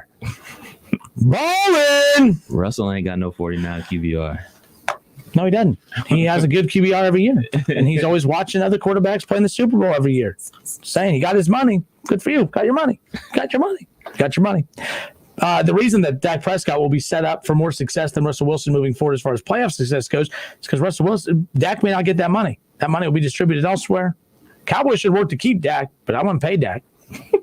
He keeps pulling off stuff like he did yesterday, though. It's a different story. Packers and Saints. How about that? Aaron Rodgers. I mean, it's a potential 2-0 teams, 2-2-0 teams going against the Saints 1-0 right now in the season. They have the Raiders coming up later tonight on Monday Night Football. New Orleans, a 3.5-point favorite. Drew Brees. I mean, the big-time quarterback matchups this weekend, Kev. I mean, you got Russell Wilson against Dak Prescott. You have Drew Brees going up against Aaron Rodgers. And then my favorite is this one right here. The Chiefs and Ravens, a potential Super Bowl preview. This is what people thought would be the Super Bowl last year. And I think right now the Ravens improved that roster in the offseason. I think that they've set themselves up to potentially, take that next step. We could see Lamar versus Patrick Mahomes, the 2 best quarterbacks in the NFL, go head-to-head in the Super Bowl this year. How cool would that be? Get your popcorn ready. Yep. A lot of big matchups. Chiefs and Ravens, Packers, Saints, Cowboys, and Seahawks. 3 really good matchups as far as that's concerned. I thought the Steelers and Texans would be a better game, but you're right. I mean, watching, the Texans, they gave Watson his money, but it's not him why they're losing. It's just this team has lost more. They remind me they're the OKC Thunder of the National Football League. And the defense isn't there anymore. Yep. The defense is not there anymore. That edge rush with J.J. Watt isn't there anymore. The secondary isn't physical anymore. It started to deplete when they lost Clowney. I know people they think he's a little overrated, but they haven't been the same since he's left defensively. Absolutely. You bring up the Clowney thing. People expect an edge rusher to be like Lawrence Taylor back in the day with the Giants, getting 20 sacks a game, causing havoc off the edge. An edge rusher is more than that. An edge rusher does set the edge, no pun intended, on the run game, making sure running backs can't get to the outside. And their defensive linemen do more than just get sacks. So every defensive lineman isn't going to be making sacks every single play. Like the Clowney thing was huge, as now you don't have to double team anybody on there. To be perfectly honest, you don't have to double team. Yeah. By the way, that's why the Browns wanted him so bad. I mean, he turned down $20 million a year to take $12.5 or $13 million or whatever it was to go play with Tennessee. But that's why the Browns really wanted that other opposite end pass rusher to complement, Myles Garrett as far as that's concerned. David Shaw, he still is just not happy. What are you talking about? Wentz is not doing that much better than Burrow. That's my point. He's not doing better than Burrow, or that he's doing a little bit better than Burrow, and we are saying he's trash this year. Burrow's doing worse than Wentz, and you guys are saying how great he's doing. That's my point. Anyways, I'm done with the Bengals talk. Go take your joke of a team and go sit in a corner and hopefully they do something. Okay, just out of here. I'm done. Done with them. You're not going to convince me that Burrow with a QBR of 49 is all of a sudden one of the top quarterbacks in the league. Give me a break. A lot of good matchups, though, as I was talking about. 49ers without Garoppolo. That's going to be interesting moving there. Patriots, Cam Newton. Man, they were so close to being 2-0. They're much better than I thought they were. They're much better. Cam Newton is, man, they win 9 games, he's MVP. Oh. Because he would have there's a lot of great quarterbacks, but he would do it with way less talent than everybody else. If Cam Newton wins MVP in New England, how bad is that for Tom Brady? How bad is that for Tom Brady?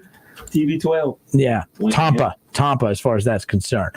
But nonetheless, so again, a lot of big matchups. So I bring all that up to say this. Head to wingam.com. A lot of big matchups in week 3. Frickers brings us our NFL Pro Pick'em Challenge. You'll see it right there at the top of the homepage at wingam.com. Get your week 3 picks submitted. Even if you haven't submitted for weeks 1 and 2, you could submit your week 3 picks. $25 in Frickers Fun Bucks goes to the weekly round winners, and all you got to do is spend a little time of submitting your picks. And everyone loves a little free moolah, free Frickers moolah. So take advantage of that. Submit your picks at wingam.com. How about Washington, though? I was hoping I was really thinking that this is why this stinks for Washington, because they had a chance to maybe take advantage of, the Eagles taking a step back. The Giants are without Saquon Barkley moving forward. They're not going to be much of a threat at all. Not that they were expected to be, but it's now definitive that they're not going to take that next big step in Daniel Jones' second year. They're out of the way. Carson Wentz and the Eagles, they've taken a massive step backwards.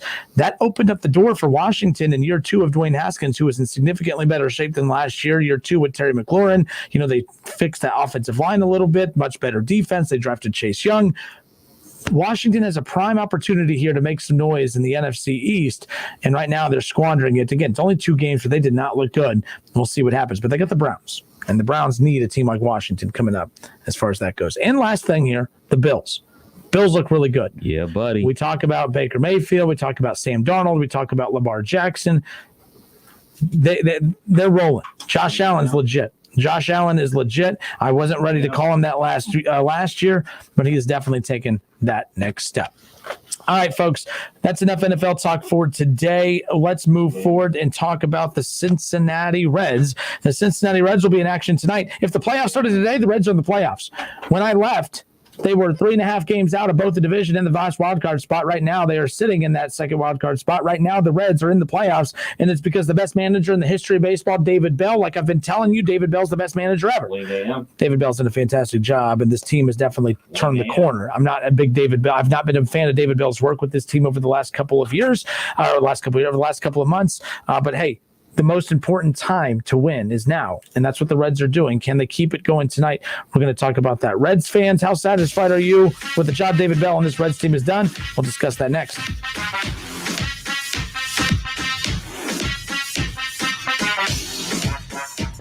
It's the Justin Kinner Show with Kev Nash on 1410 ESPN Radio.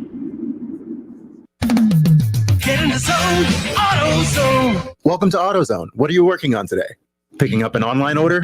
No problem. It'll just be a moment. You know, we've got more convenient ways to shop besides our same-day store pickup. You can also shop from your car with our free curbside pickup. Or you can even shop completely from home with our free next-day delivery. Just order by 10 p.m. on AutoZone.com. Getting the job done just got easier. Free next-day delivery on eligible orders. Restrictions at AutoZone.com. Get in the zone, AutoZone. You have to be up in 5 hours, 2 hours, 6 minutes. And when you hear, you realize that you haven't slept a wink.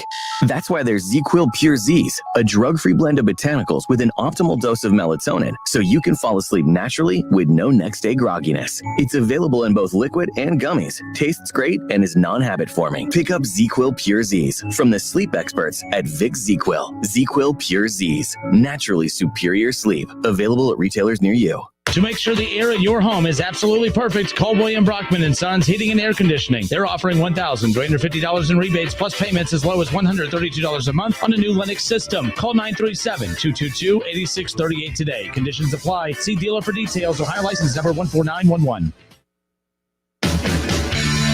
Hi, Joey Beckett here at Buckeye Ford in Sydney, home of the Works Package and the Double Take Tire Specials. Call today for your appointment, 937-419-8473 or 1-800-700-0050. Buckeye Ford in Sydney, exit 92 off of I-75. We'll see you soon.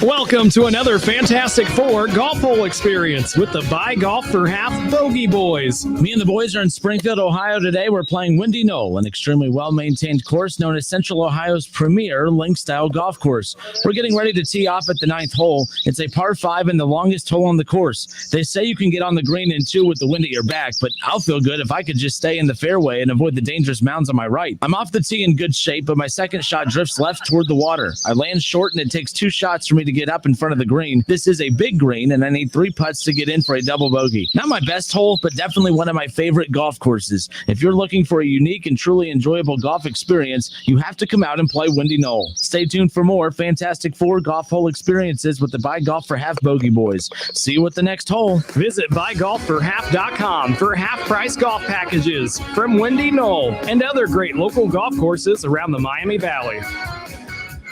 Do you have an old sports program, baseball, photo, ticket, or game-used equipment just collecting dust? Sports Investments wants to buy your sports memorabilia. They're also interested in old sports cards and also buying political, aviation, and entertainment items. Bring your collectibles to Sports Investments and get a fair value on the spot. If you decide to sell, they'll pay you immediately. Sports Investments is the largest buyer of memorabilia and cards in the area since 1993. Sports Investments also feature the best selection of autographed memorabilia, sports cards, and other collectible items for sale, including all your favorites like Tiger Woods, LeBron James, Joey Votto, the Bengals, the Browns, the Big Red Machine, UC, XU, UK, NKU, UD, Louisville, Notre Dame, and Ohio State, just to name a few. You'll enjoy the experience of dealing with the Wolter family. Call them at 513-891-5000. Email Adam at sportsinvestments.com or visit them on Montgomery Road, right off I-275, just 40 minutes from WING. Now at Menards, save big money on your next project with 11% off everything. Protect your floors with Rust-Oleum Epoxy Shield Floor Coating Kits. They create a showroom quality surface that protects your garages, basements, and more. Right now, all Rust-Oleum Floor Coating Kits are 11% off. Get 11% off everything now at Menards. Good through September 26th. Savings are a mail-in rebate. Some exclusions apply. See store for details. Save big money at Menards. Welcome to Pipestone Golf Club with a 4-star rating from Golf Digest and recognized as the best course to play. Pipestone is a favorite in the Miami Valley. The Arthur Hills design masterpiece is carved into the sweeping foothills and ancient oaks of southwestern Ohio. The course provides a quality challenge to golfers of all levels, and everyone is welcome. Be sure to call for a tee time, then bring your friends and play America's greatest game on a golf course that truly sets itself apart. Pipestone, a great golf experience. Bromley's for Men 7-blade razor gives you the smoothest shave possible. Bromley's for Men. You can do you, and they'll do the rest. Whether class is in school, at home, or a little bit of both, school goes on. And Staples has everything you need to start the year right. From lap desks to notebooks, noise-canceling headphones to UV sanitizers. And all at amazing prices. This week, notebooks and rulers are just 25 cents each. Now that's a back-to-school deal you don't want to miss. Shop in-store, order online, or pick up curbside. School on, save on at Staples. Ends 9/26. Limit 30. Limits vary online while supplies last. Curbside available in most stores. Liberty Mutual Insurance Company presents and Doug. Where's the money, Karen? I'm sorry, the money? The money you saved by having Liberty Mutual customize your home insurance, so you only pay for what you need. Oh, that money. I used it to add to my collection of clown paintings. Take a look. Amazing. Wow. Liberty, liberty, liberty, liberty. Only pay for what you need at libertymutual.com. Find the high-impact hire your business needs fast on Indeed. No long-term contracts and lots of great candidates at Indeed.com/high-impact. The Reds are on the radio. Every hit, every strikeout, every home run. It is gone into the second deck and left. A 2-run home run by Eugenio Suarez. Cincinnati Reds baseball. Catch every game right here on Dayton's home of the Reds, 1410 ESPN Radio. On Twitter, make sure to give us a follow. Search 1410 Kinner for Justin Kinner on Twitter. That's 1410 KINNER. And ESPN Dayton for the station Twitter handle.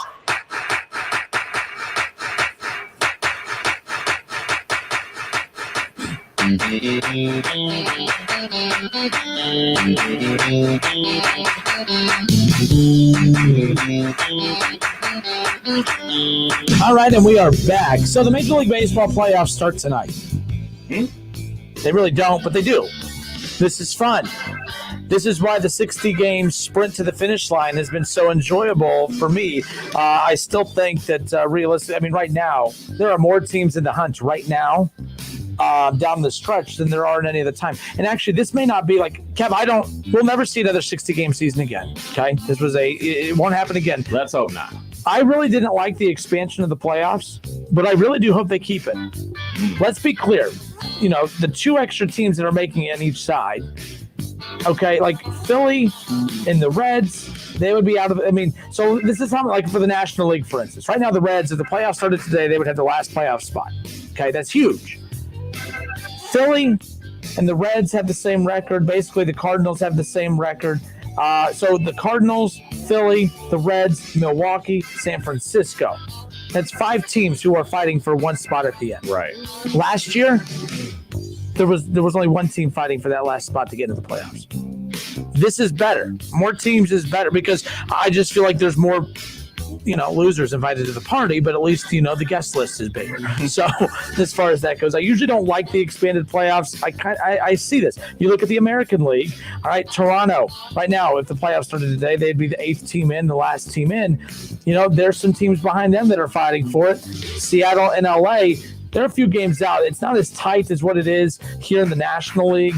But look, the Indians are right there, 29-24. They haven't even had Francona all year. Right. They've had more hurdles to overcome than pretty much any team out there. And I give them a lot of credit. The Yankees have had significant injuries. A lot of teams have been hit by injuries. Lion players. Yep. The manager's got blood clots in his lungs. Sweet dude. Not a good situation, and shout out to him. Hope Francona gets healthy as soon as possible, but I wouldn't expect to see him in that dugout. Oh, no. Anytime soon. Playoffs started today. Both Ohio teams are in the playoffs. That's pretty cool. The Reds, 27-27. They have the Brewers coming up later tonight. 6:10 will be the pregame, and then, of course, 6:40 will be the first pitch, and you can catch it all right here on Dayton. Some of the Reds, 1410 ESPN Radio. Hit it one more time. Here's your Reds lineup for tonight. Again, we're live on Facebook. Search the Justin Kinner Show. Follow along weekdays from 3 to 6 p.m. After a week off last week, glad to be back at it here Monday through Friday, 3 to 6 p.m. on 1410 ESPN Radio. Shogo Akiyama will lead things off tonight. Bat first. He'll get the start in left field. Start Starting in right field and batting second is Nick Castellanos. Batting in the third spot and getting the start at first base, the Reds' all-time walks leader, Joey Votto. Starting at third and batting in the cleanup spot, batting fourth is Eugenio Suarez. Mike Moustakas, he'll bat fifth, and he'll get the start at second base. The DH tonight batting sixth is Jesse Winker. Brian Goodwin batting seventh. He'll get the start in center field. Freddie Galvis will bat eighth. He'll get the start at short. And Kurt Casale will be the catcher tonight and bat ninth. And that is your Reds lineup. One more time. Shogo Akiyama, Nick Castellanos, Joey Votto, Eugenio Suarez, Moustakas, Winkers, 4, 5, and 6, and 7, 8, and 9 belongs to Brian Goodwin, Freddie Galvis, and Kurt Casale. And the Reds in this huge 3-game series with the Brewers, they have Luis Castillo, Sonny Gray, and Trevor Bauer. They're three top guns all on the mound in the next 3 games. Again, the playoffs start tonight. The Reds have the 8th spot in that playoff right now. All right, they're holding on to that last spot. The Brewers right behind them, fighting for it as well. The winner is the last week of the season. The playoffs start tonight. I love it. This is the playoffs start tonight. How exciting is that as far as that is concerned? 6:10 the pregame, 6:40 will be the first pitch right here on 1410 ESPN Radio. Have a great night, everyone. It was fun to be back. Thank you, everyone, for all the kind words. It was pretty cool getting to propose and get engaged in Florida. Yeah, absolutely. I got to, got a fiance now. And a wedding to plan. Or a wedding to sit back and let her. I don't know. I don't know what my role is in this. I don't know how much I'm allowed to help. If you don't help at all, you help. For you married folks out there, like, are you supposed to get involved? Are you supposed to sit back and wait for them to tell you what to do? What do you do? Get involved. Involved with the budget. Keep the budget low. Yeah. I think because of me, the budget is low. I think that's the problem. Which, by the way, you know how I know she loves me? I don't make a lot of money. I'm not tall. I'm fat. I mean, really. This is love. There's no reason for her to love me, and she does. So I'm just saying. I know it's true love. For you good-looking people out there, I feel bad for you. You have no clue if they actually love you or not. They're just with you for your looks. I truly know that Nora is with me because she just truly loves me. And I don't... It's a win. All 5'5", 220, make no money of me. Just saying. Have a great night, everybody. The Reds coming up. Don't go anywhere. It's the Justin Kinner Show with Kev Nash on 1410 ESPN Radio.